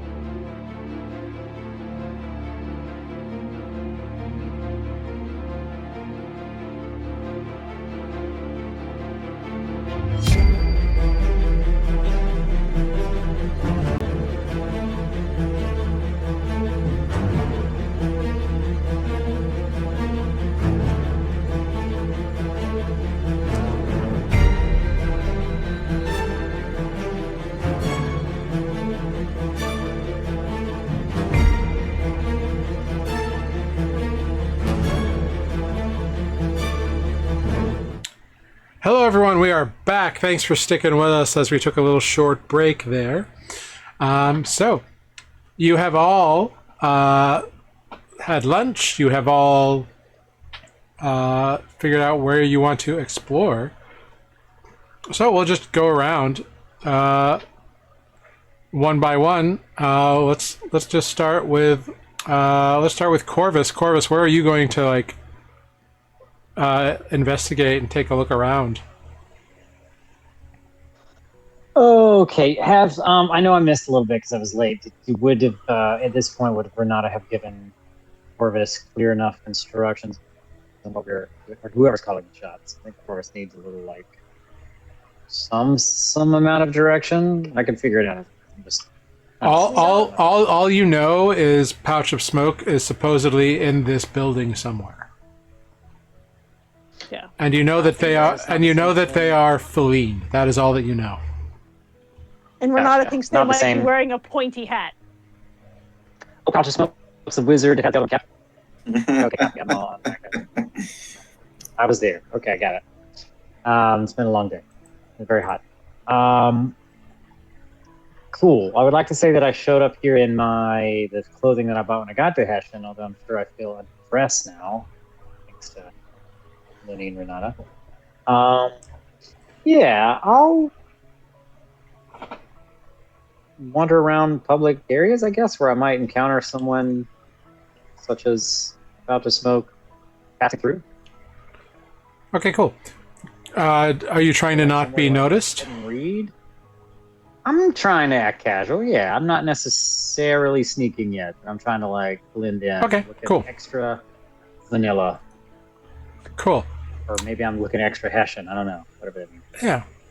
Go ahead. Give me a performance check, or a persuasion check. Your You choice. start to shapeshift in the stop you.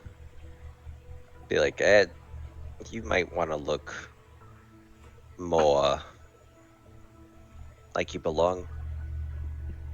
Yeah, I went back and forth on do I gotta go Feline, but I don't know if I don't know if I've talked to Felines enough to pull off. You don't need to be a think this is feline. mine. Just Well, you know what I mean. I need to gather some more. I need to watch people more before I think I could talk like a local. But I'm close. I spent a lot of time in the downtown area the other day.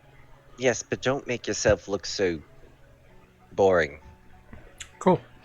And go ahead. Make This is not great. either a perception or investigation check. This is more. You're trying to get information by just being around, so it could be perception.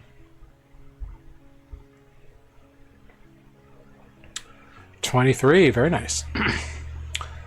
Cool. So you are sitting in a little reading area, kind of off to the side, just sort of just trying to see what you overhear. Very nice. Ozo, where are you investigating? I was just gonna find maybe the bar and just lurk in a corner and listen and try to be invisible. Okay, go ahead. Make a stealth check. 13. I'm too weird. Yeah, you are very quickly asked if there's anything you would like.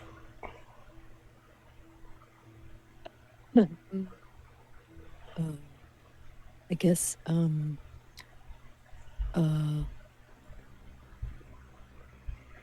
Ozo thinks of the fanciest thing they can think of that they read about in their etiquette book. A glass of port, please. Very good. And you are brought a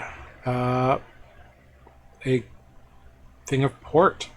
It's a big glass, but with a small amount in it, maybe a finger.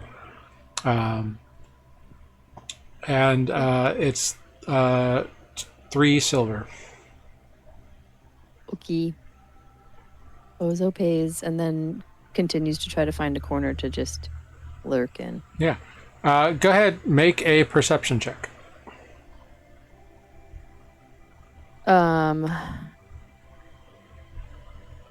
Making a perception check because I know how to use my character sheet. 8. Damn it. Okay, great. Selenar, where are you investigating, and what are you doing? Selenar has no idea what we're investigating, but he is just making the most out of the stupid resort we're in. So he's not really looking for information or people. More like, yo, I've never been in a sauna before. Let's try it. Kind of stuff. Cool. Make an investigation check. You're gonna be the one who finds him in the sauna. Yeah. In a pointy hat and nothing else. Pointy hat and a towel. Not perception. Nope, because you're trying to find your way around this place. Okay. Well, nat 20. Nat 20, very good. You easily find the fitness and relaxation spa. And there are attendants there who you begin to have a discussion with. Andra, where are you investigating? Before I leave Lunion's suite, I will stand up, collect my rat, roll my eyes at him, and then cast disguise self to look like any of the people, I'm not changing like my face or anything, but I'm like adopting like the clothing style and the hairdo of someone we passed in the entryway. Okay. Cool. Go ahead, make an Arcana check.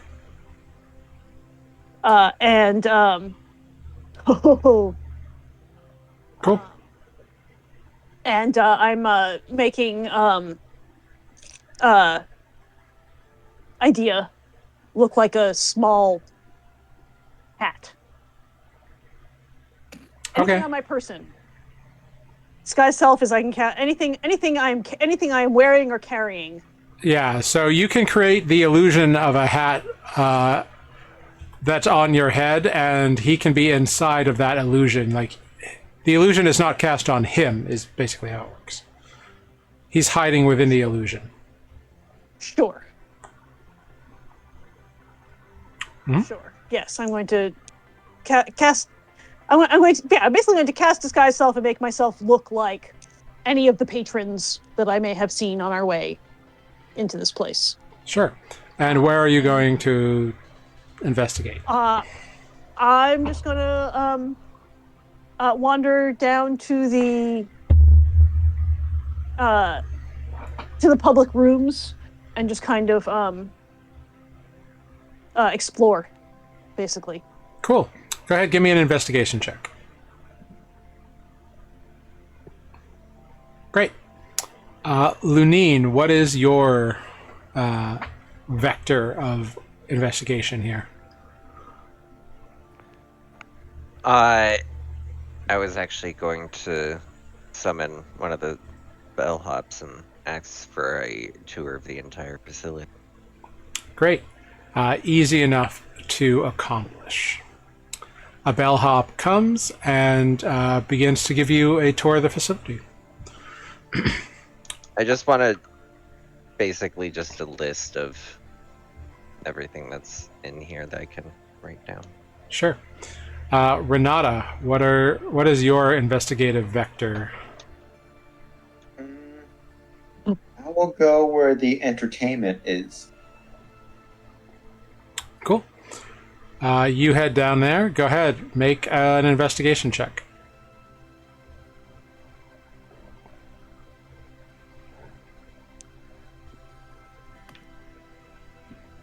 All right. Cool. Not quite. Nope. All right. So you all spend a little while in your various places kind of trying to gather a lead here or a lead there. Corvus, as you are kind of lounging, you do overhear a few people very well dressed having a discussion. It seems to be that they are talking about Pouch of Shadows, how he has been occupying the suite on the 4th floor for some weeks now. but they suppose that as he is in the employ of Saw Varejo, they are not surprised that he has that kind of money. And you learn that Saw Varejo is one of the pashas here in town.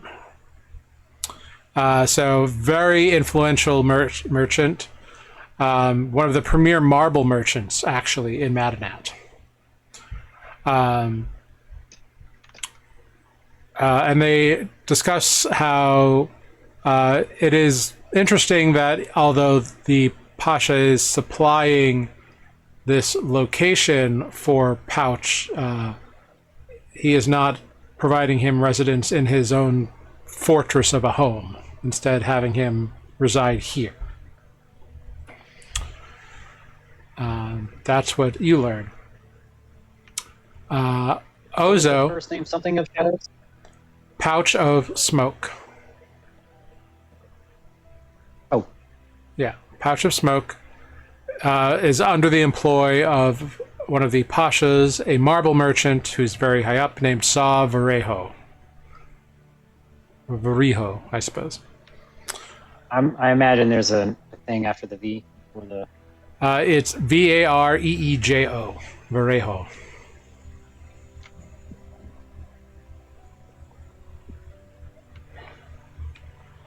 Oh, I was way off, 1,000%. It's all good.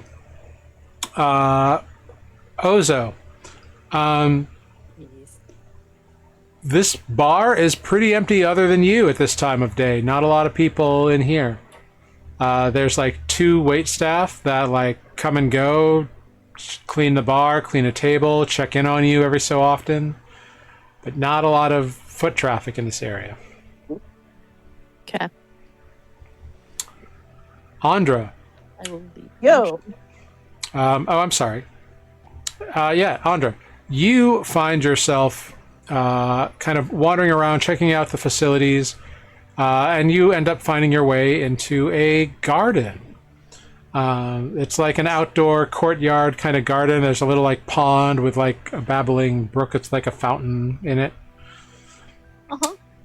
And whilst there, you find a couple of individuals lounging on like some chaise lounges in the shade, enjoying themselves, talking about how they met a fascinating feline last week, who's apparently staying in one of the suites on the 4th floor.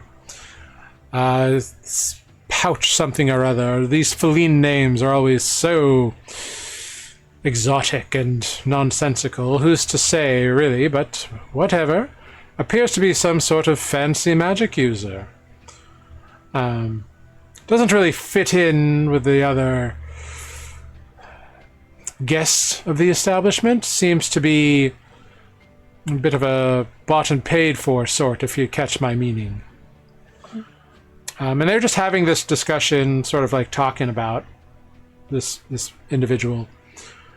Apparently he got some sort of a fancy delivery not too long ago, and a very large crate that was delivered to him,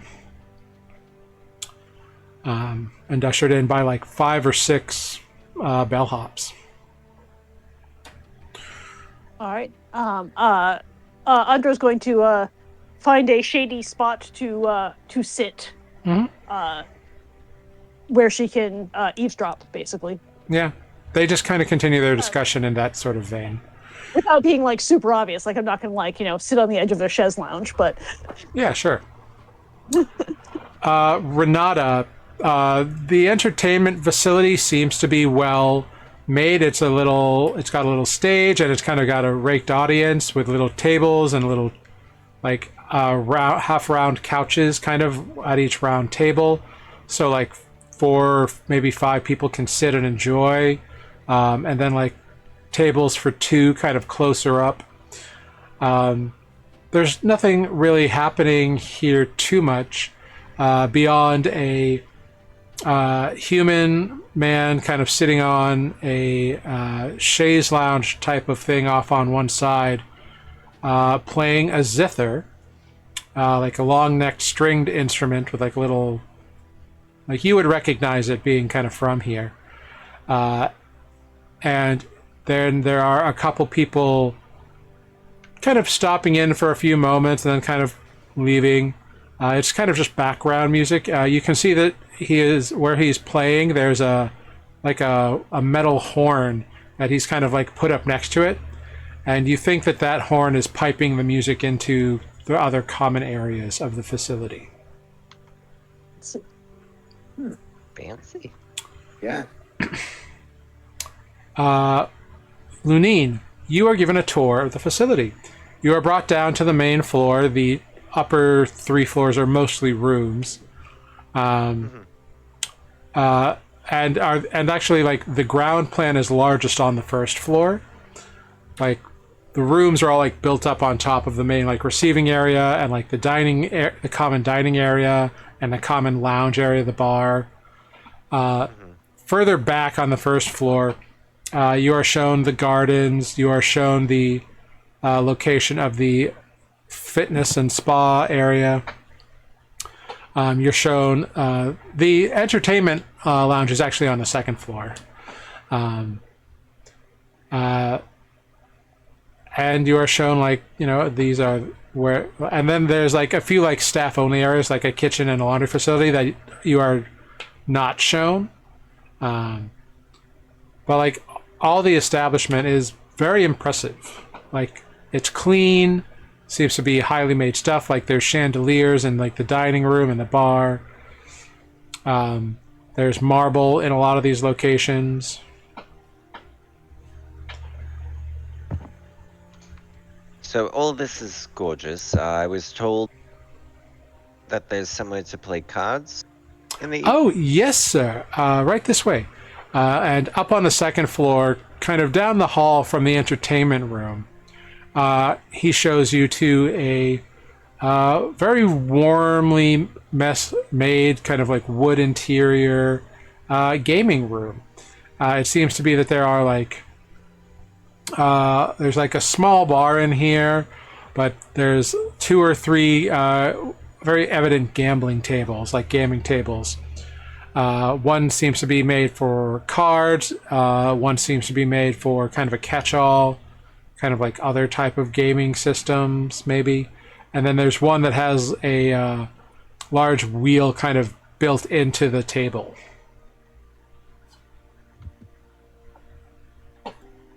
Oh, this looks very interesting.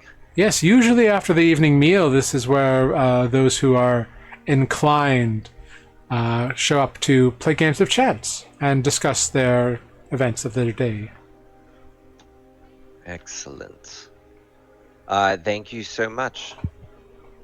Of course. And is there a common dining area, or is there a Yeah, there's a common dining area, like with tables and whatnot, and then like there's a few like private booth kind of things. Also, the option to have food brought up to your rooms for private dining is available. Gotcha. Okay. Selenar. Well, I Nope. believe Nope, go ahead. I would. No, I'll just then. What time is it after the tour ends? It's a fairly lengthy tour because this bellhop goes into detail, so it's going to be a while. Okay, so I guess like afterwards it would be close to dinner time, so I would go back to the room afterward. You'd probably have a couple hours before dinner. It's not that long, but like you just had lunch, so like it's probably like an hour and a half tour. Okay, gotcha. Selenar, you are you find the sauna and the spa. There are attendants there who are very happy to like show you how things are done. They can offer you like massage treatments. They go over a list and prices. A visitation to the sauna is included, like use of the pool. There's a little like sort of like gym area if you want to like do any like weightlifting training kind of stuff. Selenar pump and ironed. Yeah. I don't think he's ever been in a pool. He would definitely do that. He's definitely never. Well, has he had a massage? I don't know. They definitely have massages in the causeway, but it's your decision as to whether or not he's partaken. Probably not. I mean, his family wasn't exactly. He was like solidly middle class in a small village. So, Sure. yeah. He is intrigued and gets a 1 hour massage, whatever it costs. Cool. Yeah. So 1 hour massage is 2 silver. And afterwards, are you interested in like doing the sauna at all? Selenar has never been in a place of this class, so he is interested in having the experiences that are available that he has not had. Yeah. So after the massage, you go into the sauna. It is a wall of steam, and you enter, and there's one individual in there already. You know, towel around his waist. He's a feline with kind of like short fur, like short kind of brown fur, no pointy hat. Evil whiskers. A pointy towel around his waist. Oh. Wow. Oh. Whoa. He's got a towel around his waist, and he's sitting on a bench in the steam room, just eyes closed, soaking in some heat, and you hear kind of a light purr coming from his throat. That's cute.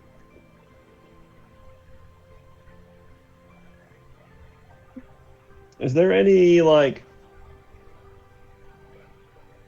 direction on the wall? You know, before you get in the sauna. All right, so in Sojo in Edgewater, there's like a sign that tells you it's appropriate to wear in these places. So Selenar probably also towel, right? Right. Yeah. Like you would have read like, you know, a towel is acceptable. Like otherwise, not much. Like a modesty towel. This is fine. Great. Yeah, I mean, I definitely would not make the first word. If that dude is just in his world, Selenar would also just take the opposite bench and sit in the steam, not really knowing what he is supposed to be enjoying, but doing it anyway. After about 15 minutes or so, the feline gets up and exits the sauna.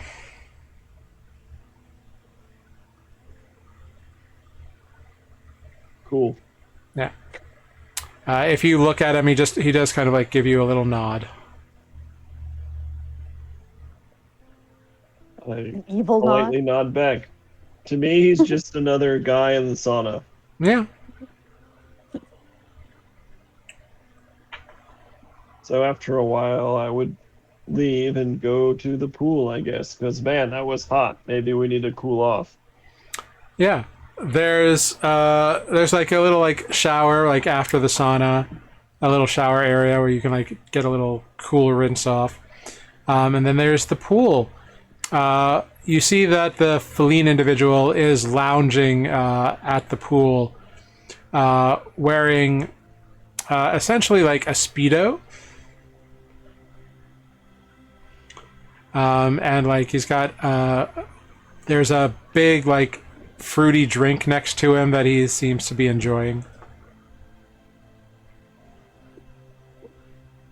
Is there anyone else here? Selenar does not own swimwear, by the way. If you want it, it is provided. Great. I would have asked what is appropriate to wear in this place because I'm new to the area and would have. Yeah, they provide you with like an undergarment kind of deal, like a bathing suit equivalent. Cool. So I jump in the pool.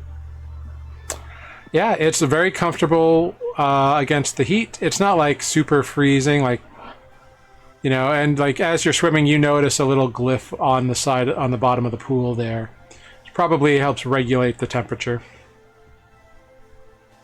Oh, a magical glyph. Interesting. Yeah.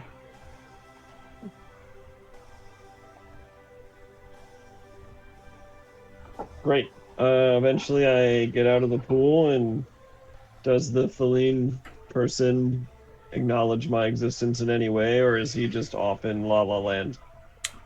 No, he like looks up from a book that he's reading and kind of nods again and kind of like takes a sip of his drink and then kind of like settles in and puts the book kind of like off to the side and kind of settles in and kind of like leans back in a chaise lounge and closes his eyes.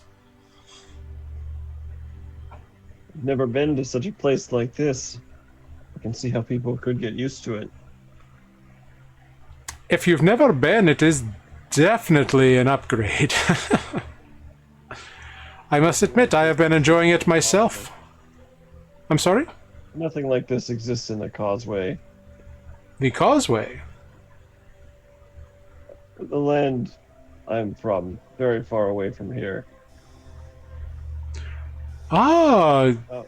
you are from Johanna, what is it, the Vermilion Causeway? Verdentious Causeway, but yes. Verdentious, yes, of course. Ah, well, how fascinating. A true elf, a remnant of the ancient days. Very fascinating.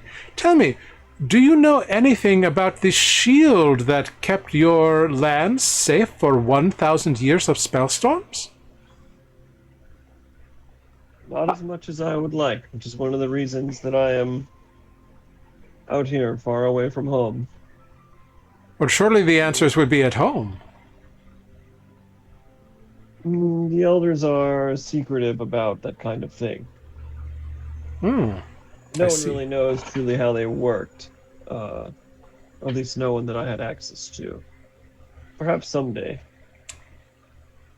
Make a persuasion check.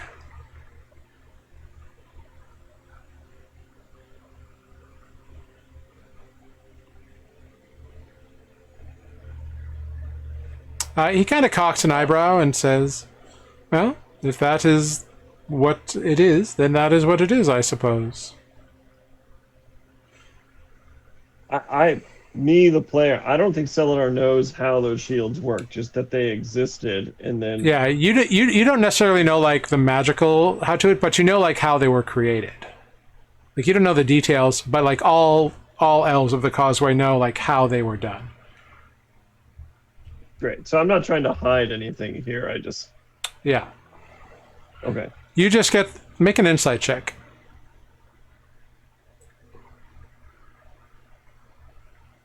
Oh, and that one. Lovely. Yeah, it's hard to read. Yeah, hard to read. Seems like a chatty fellow. My name is Selenar. What is your name?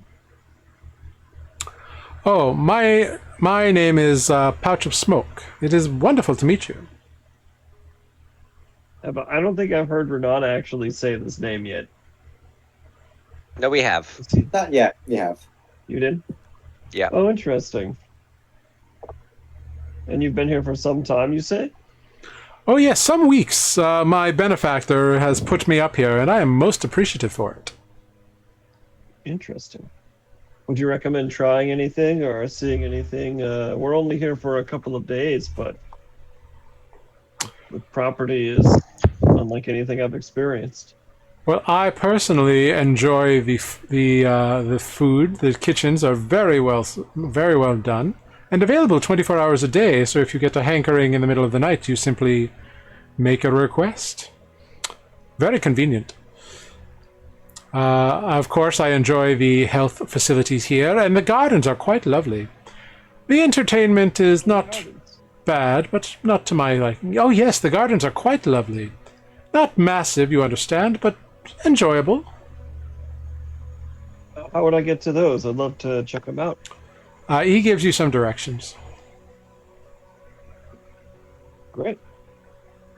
Well, I appreciate the recommendation, and Of course. I'll see you again. Of course. It was wonderful to meet you, Selenar. I would love to learn more about your homeland. I am somewhat of a student of the arcane myself. Happy to answer any questions you have. Wonderful. Find me in the garden for a while, I'm sure. Enjoy your stay. Selenar goes off, toweling his hair in the direction of the gardens. Yeah. Yep. You find Andra there in the gardens. In disguise. Yeah, but you were in disguise when you were all together. Yeah. So Selenar barefoot in a Speedo with a towel on his head, wandering around the garden. An attendant would have stopped you and been like, sir, you should really dress appropriately if you're going to leave the facility. Oh, my mistake. All right. Perhaps he's not in a Speedo this time. Yeah, you get back in your clothes.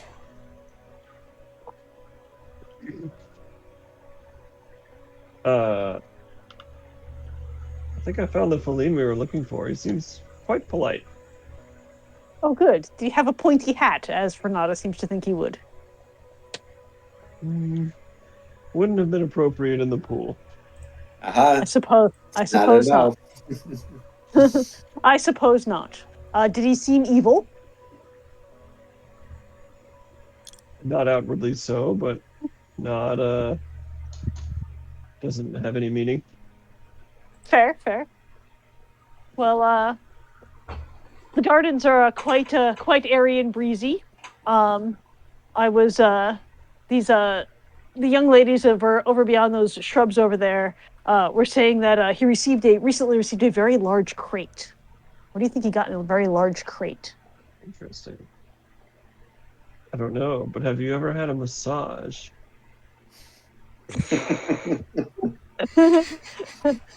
Andre is going to look vaguely shocked at the suggestion. It's a thing I've never been able to afford back home in the Causeway, but quite nice, I do admit. I feel invigorated. I feel like it's something my older brothers may have done. Well, if you've got time to spare this afternoon, I can recommend it. All right. I shall bear that in mind. Eventually time passes and you all kind of regather at Lunine's suite.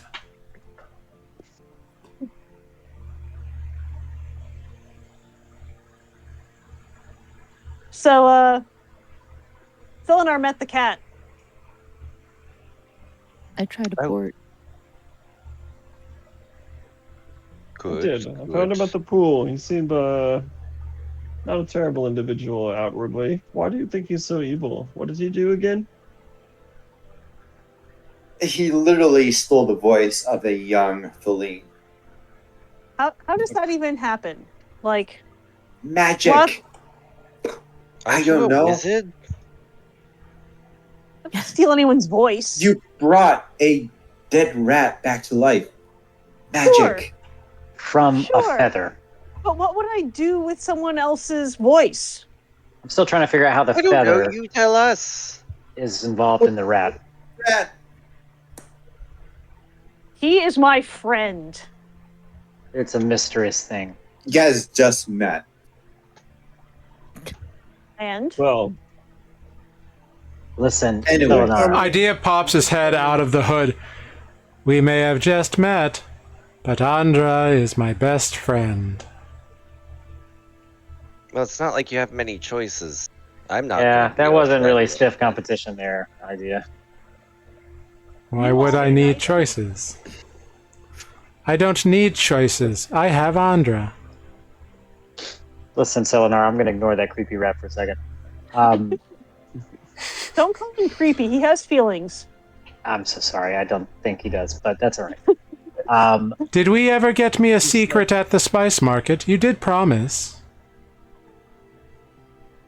Oh, Oh, right. Andra has plenty of secrets. I'm sure she can share some of hers. But I understand that those are Andra's secrets. I'm supposed to get one of my own.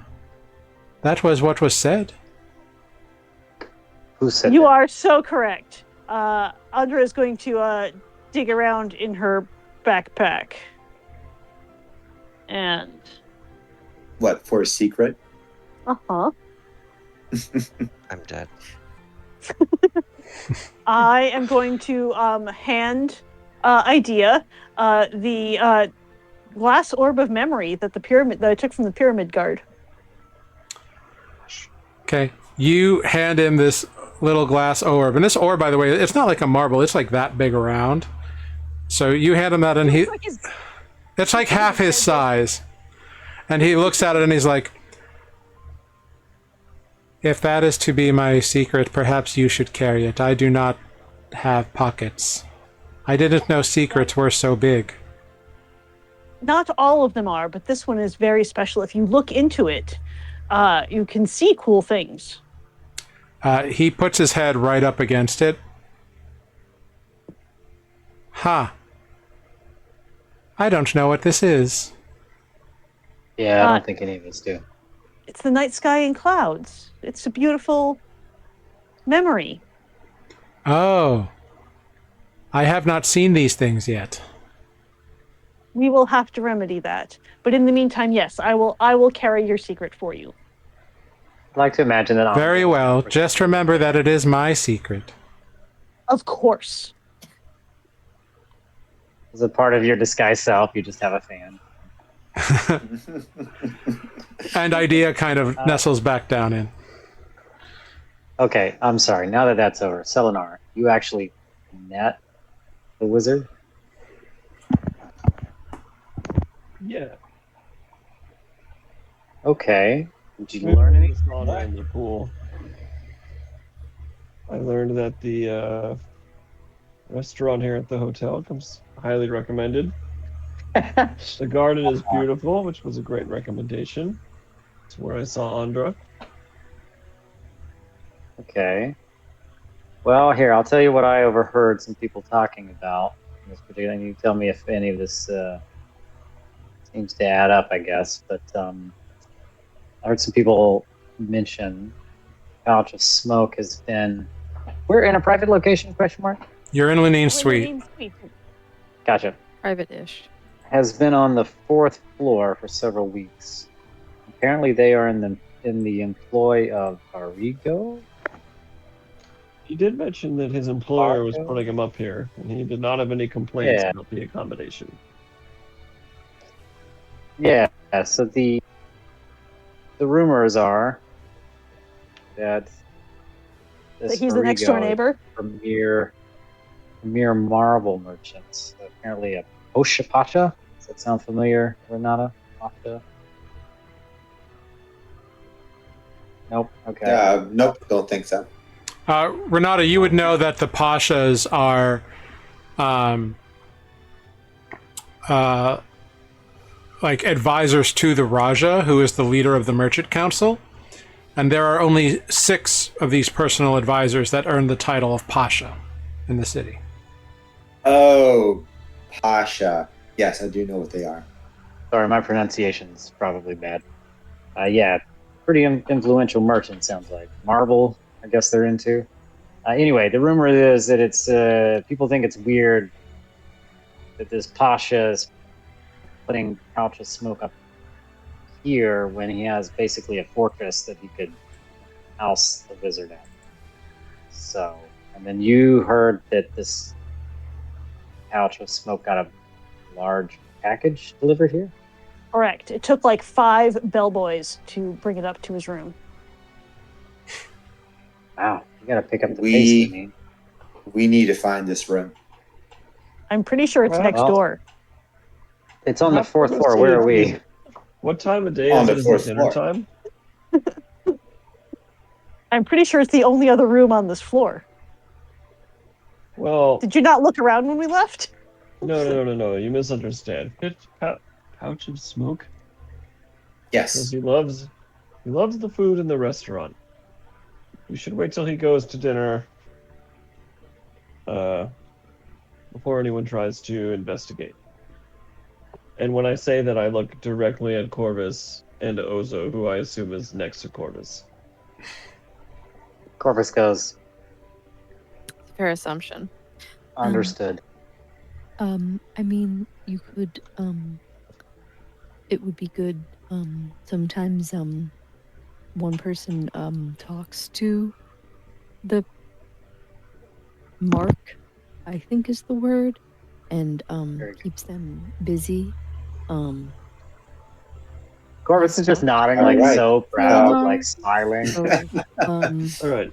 you could talk to him some more, or maybe you go and look in his room if he's nice and you're nice. Yeah. I don't know if That's Selenar good. is ready That's for good. that mission. No, That plan? Selenar is ready. I trust Selenar. Selenar, The first mission, maybe talking not to the the second mark. one. Yeah. I'm thinking While perhaps Selenar that talks with the mark. I'm thinking that perhaps myself, Lunine, Andra, possibly Renata, go down to dinner, and we will send you a message if we see him. I don't think it's a great idea to bust into his room when he might be in there. I mean, you don't have to bust in if you're being nice and he's being nice.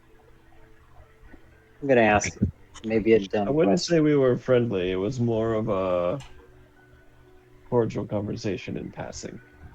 Oh, well, maybe Renata can be more friendly. Oh God, I really just want to punch him in the face, but I guess I could try. It's called acting, Renata. I think you can do it. Mm, Jared, did I go into the bar restaurant at all? You walked by, but you didn't like check it out.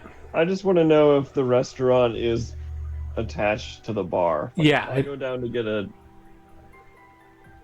I'm gonna go check out the restaurant. I will let you know if he's there. Cool. In terms of scoping out the premises later, well, this is a wizard we're dealing with. I don't know much about them. I assume perhaps Andra does. Is there anyone else mean- other than perhaps Andra that might be able to detect magic in case there are magical based traps in the room? I can't mean, actually can. detect magic. You've Okay, got- Andra, you're going to dinner. Lunine, you might want to stick with I'm- us to go. Me, the player. You I'm mean one- envisioning this as a couple of us do a distraction mission to like find him and Here, talk and Corvus, distract, and then you a few just people take it break into his because room. I'm going to dinner. I'm paying for this shit anyway. Okay. Ludine's gonna Well, hand Corvus the monocle. I see. He says as he holds it up. Great. So you can add the monocle to your inventory. And you've got enough time to attune to it. You've got probably, while you're having this discussion, probably a couple of hours before like evening meal service begins.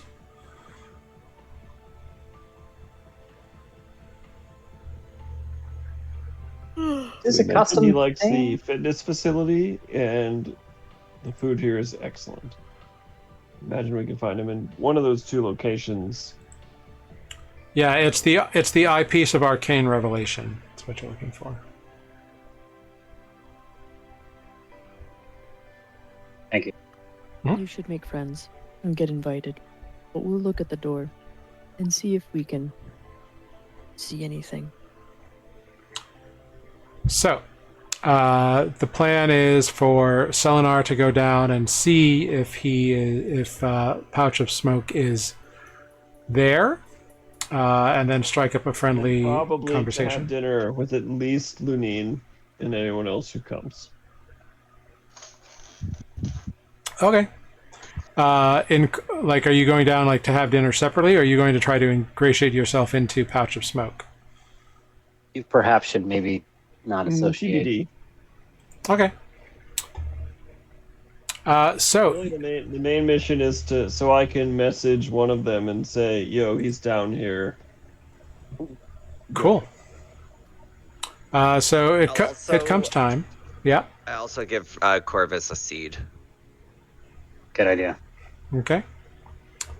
which you could either use it to I could use it to communicate with you, or if you figure out something better, you can just place it somewhere, and I can scry on it. Ooh. That's an excellent idea. Cool. You get, it gets to be that time. You head on down Selenar and Lunine. Go ahead. Just roll a d20 for me, Selenar. It's not a 3, I'll be surprised. It's a 5. Whatever. Cool. Yeah, so you head on down, and it doesn't look like you see a pouch of smoke here. Yeah, it's early. We post up, we order some appetizers and drinks and ask for the table in the corner so we can see the whole dining room. Okay. Are there people in the dining room in general, just not Pouch of Smoke? There's a couple. It is still early. Like most people you've learned in Madnat tend to eat later, like after the sun has gone down all the way. And it's possible he never shows up and we just have a great feast. Go ahead, Lunine, roll another d20 for me.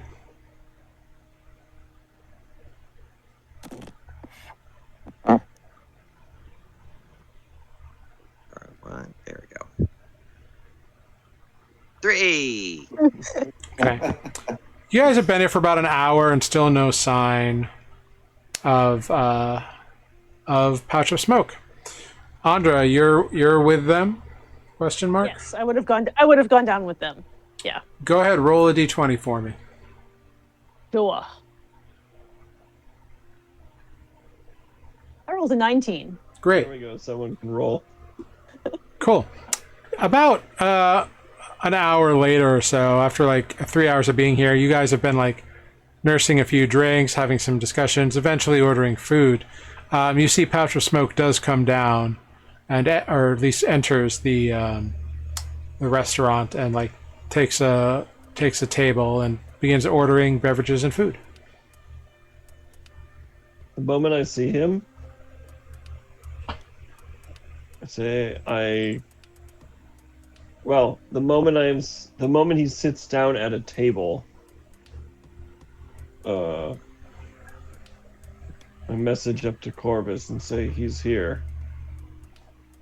You have some time. And then I tell the group that, that's him over there that I met today. I've already let Corvus know to go investigate. Are we sure he's staying alone in his room? No. But he did make it seem that way. Okay. It's out of our hands. Great. Maybe it's Let's too late put to another ask, drink. Jared, but in my listening of the rumors, would I have overheard anything that insinuated that he was not alone? No? None of you got any information that led to anyone to believe that there was anyone other than him in the suite. I guess we do So far, it. I like this plan. Good luck, bro. I'm just gonna drink mean- whiskey and eat cheese. A good way to test. Hang on, is that Ozo or Amber thinking of this? Okay. I guess we should do the thing. Do you think there's a way to find out if anybody's there? Before we try the door? Maybe it's because it's been a long day. I don't have any. Matt doesn't have any ideas about that. Would Orvis have developed any methods of like? He doesn't Dude. have magic. You You do. knock. You could knock, looking like a bellhop. I mean, Oh, yeah, you can knock on a You've done door. this before. I think Ozo's decided that You can sneak in a window. Like, there's, you can investigate a door, pick a lock. Like, there's all kinds of ways you can get into a room. Corvus love the is just idea. testing Ozo. Yeah, I that's love the right. idea of Ozo's like Operation Bellhop, and I'm like, yes, I remember that one time. Yes. So fuck it, let's do it. Before I exit the room, have anything that looks like bellhop attire? What were they wearing? They were wearing little like sleeveless vests with like blue pants. Oh god, what are the odds that I have anything that resembles that in my bag of It was decidedly a specific uniform. Right. You can always knock and say room service. Or you could pretend to be guessing the wrong room. I will say there are 2 rooms on this floor. You are in one of them, and you have deduced that he is in the other. Yes. But we could be looking for Lunine. What I'm saying is, Okay, the likelihood of other guests coming around is low. Mm-hmm. All right, I tell you what. I'll just go Jack mode. So I don't look like Corvus, but I'm gonna. No, do I do that? No, vanilla Corvus. I'm just gonna knock on the door, and then I'll play the whole like, if someone answers, and be like, "Oh my gosh, I'm so sorry. It's the next door," or something like that. So here we go, knocking on the door. You knock on the door. There is no response. Huge relief. All right. Eyepiece. It lets me detect magic, and it uses 1 charge, right? Yeah, or you can use, I think, all 3 to. Cast Identify. You know what? I'm a little nervous because it's a wizard. I'm just gonna expend 1 charge to detect magic, like right outside the room. Great. Anything? Yes. Let me see something. Let me just check the spell. Do. All right, so you cast the spell,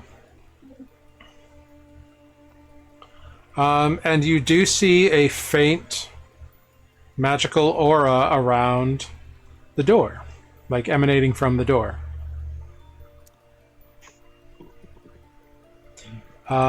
And it seems to be kind of a blue aura. But I have no arcane knowledge. Would I know anything about it? I'll ask Ozo, like, I'm seeing a blue aura around the door. Any ideas? I mean... Doesn't that it tell you sounds the like school of magic, though? It should. You see the aura and Oh, it tells you the school. Not that Corvus necessarily knows. Yeah, you do. You learn it's an abjuration. You learn that it is of an abjurative school of magic. What Corvus knows about that? You want me to roll just for fun? Yeah, you can make an Arcana check. I go wrong. 13's a good roll, but you're not really trained in magic, so you don't. So, like, the spell tells you what the school is, but you don't know what that means. I'm gonna just tell Ozo. I was like, "This is abjuration." Don't ask me why I know that, but I don't know what that means. Does Ozo? Maybe. Go ahead. Arcana? Make an Arcana check. That's Did only a you 9. ever Ozo doesn't actually know. reply to Selenar's message? No, I don't know if you spoke otherwise, so maybe that ruined it. it's been probably too long, unfortunately. Yeah, time has passed. And I have a seed, but I don't know if I can just like straight up talk. I can straight up talk to Lunine. No, I can message you, or you just leave it. My thought for the seed Selenar is... sent a message, so I figure.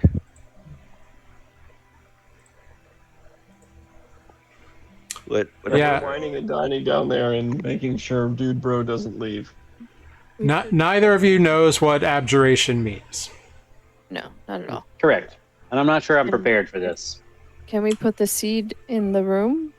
Under the door or something? So I will investigate. in your history with the guild, you have entered establishments that were warded with magic. Like, it is possible to bypass magical things.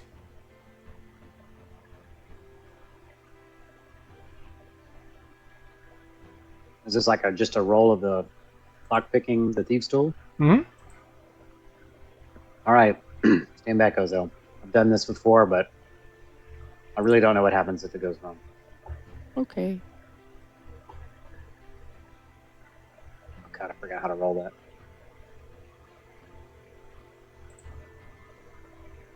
D20 plus my proficiency? Yeah, so it's dexterity, proficiency, and a d20. Plus 7.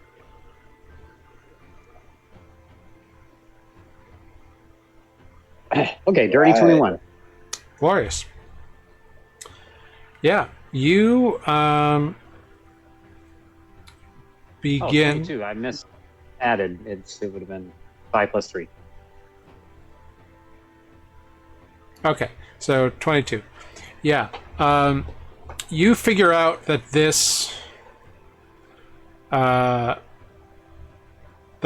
is kind of this, whatever this magic is, it's all about what the door, it's like between the door jamb and the door knocker, like that metal plate that kind of like keeps things locked. So you're able to kind of like take a little piece of metal out of your toolkit and kind of like keep it held there, like wedged in place while you play with the lock. And you take out a piece of wire and you connect like the plate to the door handle and kind of push it open about a foot after you successfully unlock the door. And you're pretty sure that keeping this thing open but having this like 2-foot wire there prevents whatever the magic is supposed to do from doing it. I can't explain anything that I just did, except that someone showed me this once and it worked. So here's our chance. All right. Do you see anything else in there? Are you going to be able to fit, or do I have to go in? I think I can fit. Yeah, there's enough room like to like hold it in, because you've essentially used like gum to like attach the metal wire to the plate and like have wrapped it around the doorknob. My real question is getting out going to be a problem, or do one of us need to just hold this while the other one investigates? 'Cause... You've set it so you can leave it there. Okay. So let's both go in, and if I need to be like Ozo sized, I'll be on it. Yeah, like it's 2 feet, so you can squeeze through it without too much of a problem. Do you see any more magic? Let me ask, the first detect magic, would the door have stopped it? Or Yeah. would I have like presumably have? Okay. So I'm going to do another cast for the eye. All right. Detect magic. This is very similar to how Lunine's room is laid out. And you do see... Gross. Huh? I just said gross. Sorry. Why? I meant because they're both posh. So that's all. Oh, gotcha. Main entryway, tiled, whatever. There's a big bathing area, big pool over there. You do see that there's a book on a little table stand, like in the entryway, that is radiating some form of magic. No specific school, maybe enchantment. And that's what you see in this immediate entryway. You can venture further in if you want. And Yeah. what's the range of that? For detect Actually, magic. yeah. Is it like 10 feet? It's not very far. Yeah. All right. As I walk in, I'm going to say, that book's Yeah, so you can see within 30. You can see it within 30 feet of yourself, but like that's pretty much the entryway from the door. This place is huge. Yeah, it's a suite. Okay, so I guess I should go whatever I feel like is the edge of that and try it again. It's for whatever, and then I'm out of the cast. We can't concentrate on it because it's from the thing. As far as I know, right? No, you are casting the spell, so you are thinking about the spell. But Okay, so but- it can last longer than the immediate area. It's just 30 feet at a time. Oh, I see. Yeah. I just need to walk. Okay. yeah, Copy. yeah, and it's weird. It's weird holding this. You just like keep thinking it. You from the eyepiece, you know you have to like think about the spell. So like you have to keep thinking about it, but it's still there. So presumably I cast it once, opened the door, stepped inside, saw the book, and then I can keep going. I have only. Well, no, it took long enough to open the door that you would have lost it on the first time. So you have cast it twice. Yes. Or charge. We can concentrate on it. Yeah. Yeah. So I'll just like point out the book. Keep going. Yeah, you point over to the book. Are you both in entering the room? Yeah, I think so. I think that Ozo will not venture too much farther than the foyer to keep listening to the outside world. Okay, fair enough. But So Corvus, I you can sign everything that I say back to Ozo instead of actually speaking, if that matters. sure. I'll try to keep Corvus in sight, but also be within listening distance of the door. Is the goal. Yeah. So Corvus, you kind of like do a quick scan of the like bathing room, and there doesn't seem to be anything magical in there. You walk over and step into like the living area, and kind of check it out. And it's much like Lunine's. It's got a seating area with like a big mantle fireplace. There's like a little table with a couple books on it and some chairs. There's a wardrobe on the like far corner of the room. The bed is up on a raised dais with like archway things over it, like big canopy style bed. Massive bed. And looking over the fireplace, there's like there's decorations just like in Lunine's room. There's a couple of falchions on the wall. The falchions are glowing with magic. And then like just at the very edge of the spell's range from here, you can see that there's a couple more books on a bookcase in the corner of the room that are glowing with magic. And as you are kind of like looking, kind of scanning the room in this way, Ozo, make a perception check for me. Yes, please. Ugh, 13. 13's enough. You see the book that Corvus pointed out begins to... Walkway? Yeah, kind of, because you're like standing near the door, and he pointed to it at a table kind of on the far side of the walkway. The book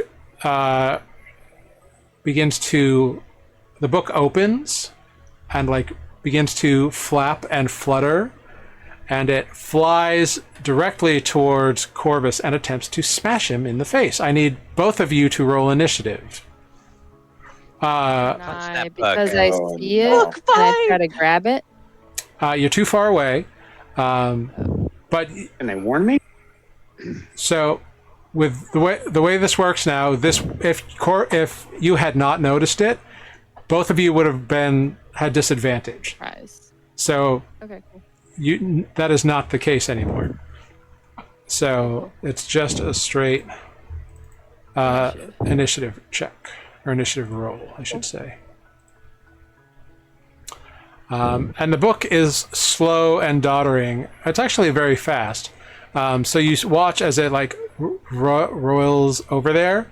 Doesn't get any advantage or anything, but attempts to whack into Corvus. That's a natural 20. I can't read, so this is expected. Yeah. So Paid, Well, so this is expected. we will show you what's going on here. Get nerded on. Yeah. So indeed, you can see Corvus here has just stepped into the room, and this book has just fluttered off and whacked into you with a natural 20. That is 9 points of bludgeoning damage. Damn. That's a violent book. Yeah, it crit. I can't believe it. So it flutters up and smashes into you. And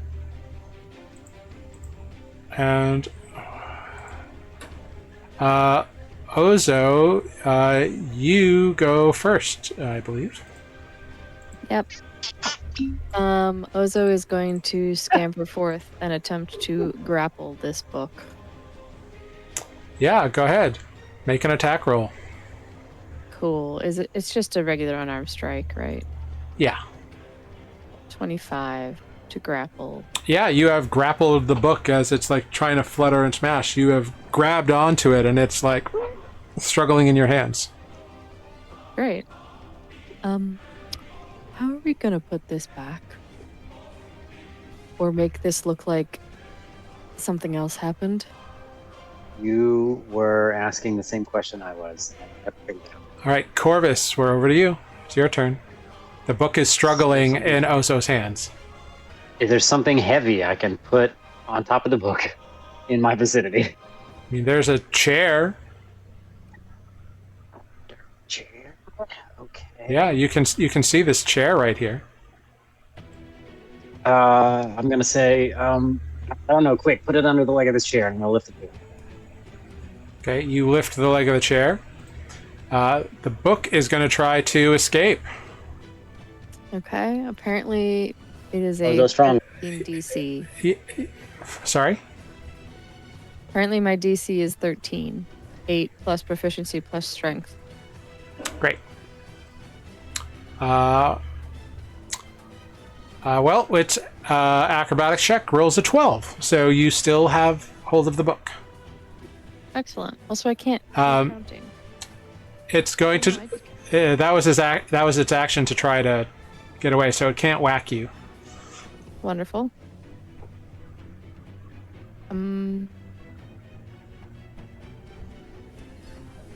Great. So we're over to you, Ozo. Where?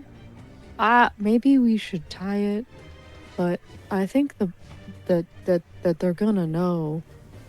They're gonna know. Yeah, you're right. I thought about throwing it in the pool. So what are you doing, Ozo? I'm continuing to hold on to the book. That's about it. And Okay. then I'm So Corvus has lifted the chair. I could try knocking it out. Corvus will take the pommel of a dagger and see if he can strike it. Make an attack roll. Does it hurt or help that Ozo is also holding it? Make an attack roll. Short sword, sorry. A 10, you whiff through the air. It dodges. Oh wait, no. It's grappled, right? Yep. Yeah, it's grappled. It has disadvantage. Or I have advantage? I don't think you have advantage. The new rules. Whatever the highest number is for me and the lowest down the top. Yeah.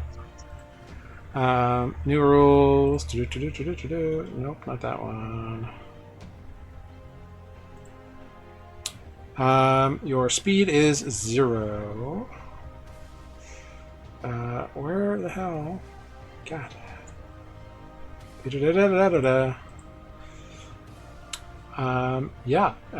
Grappled.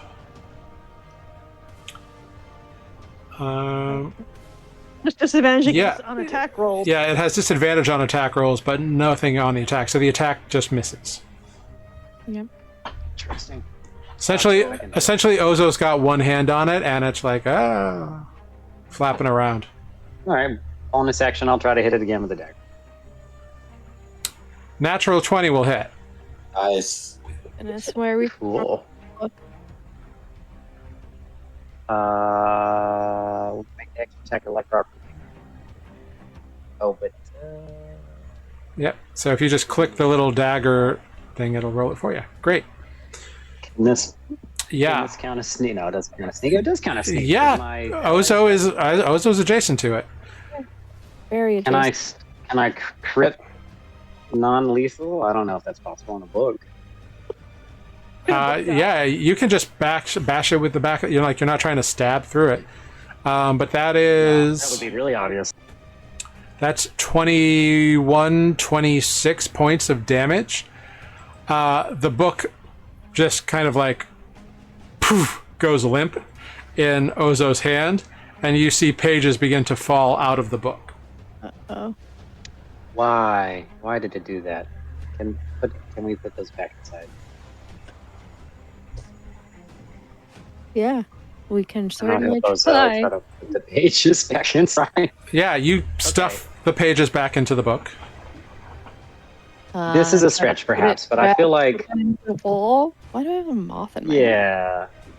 I don't know if there's a role for this, but I know session 0 involved Corvus like replacing a thing with a thing to make it look like we didn't take the thing. So if I can assist in any way to make this book look unscathed and back where we found it, I would love to do that.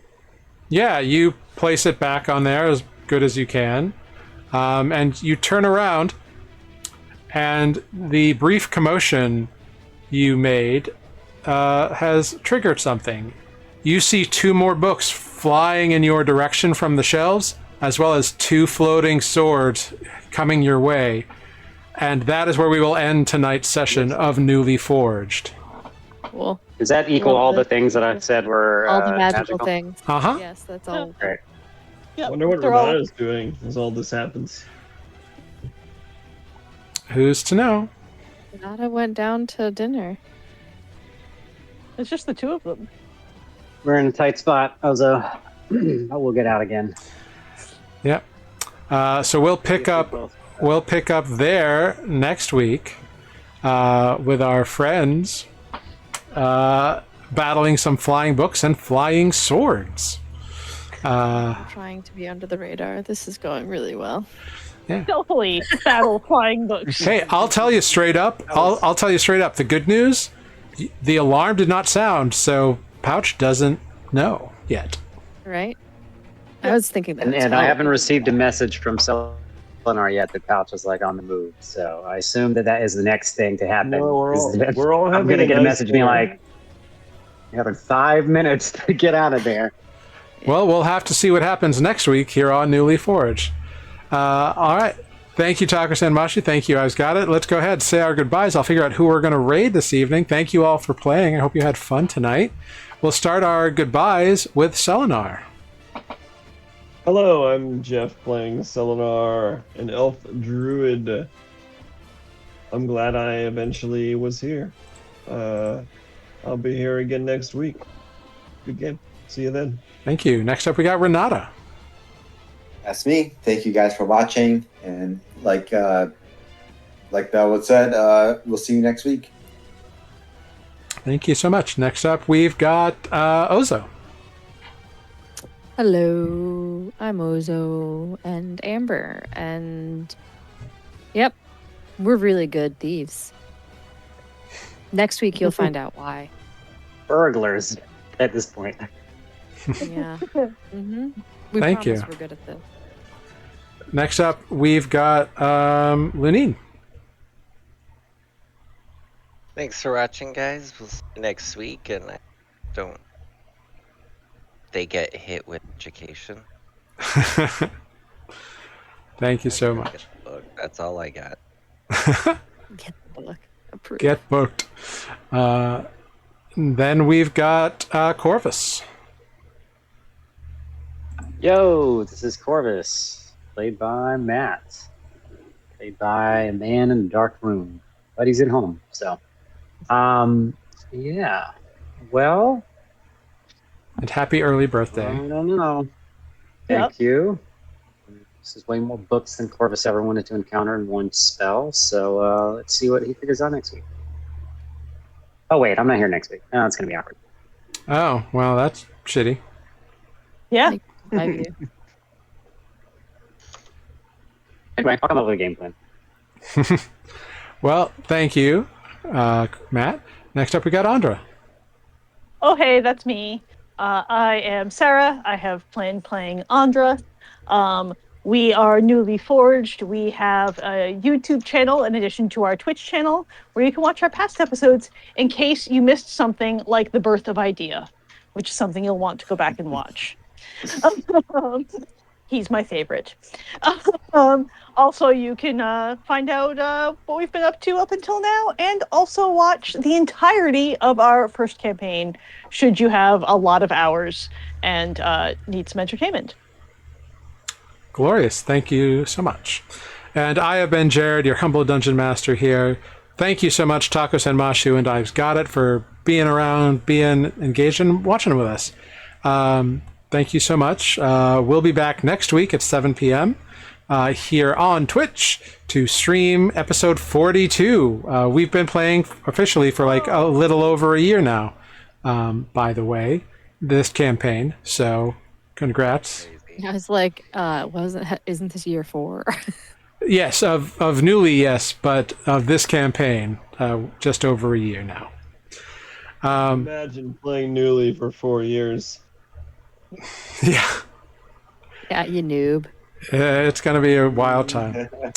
But we're going to go ahead and raid. We're going to go ahead and raid Top Down Tabletop. They're playing some D&D over there. We're going to raid someone new tonight. So hop in this raid, let them know that they've been newly raided, and we'll catch you all next week here at 7 p.m. for episode 42 of Nuuli Forged, Campaign 2. Thank you all so much, and be safe, be kind. Check in on your friends, because it's a crazy time out there these days, and stay cool, stay hydrated. It's hot. And that's that. Thank you all so much. Goodbye, everyone. Bye. Ciao. Bye. Adios. Auf Wiedersehen. Goodbye.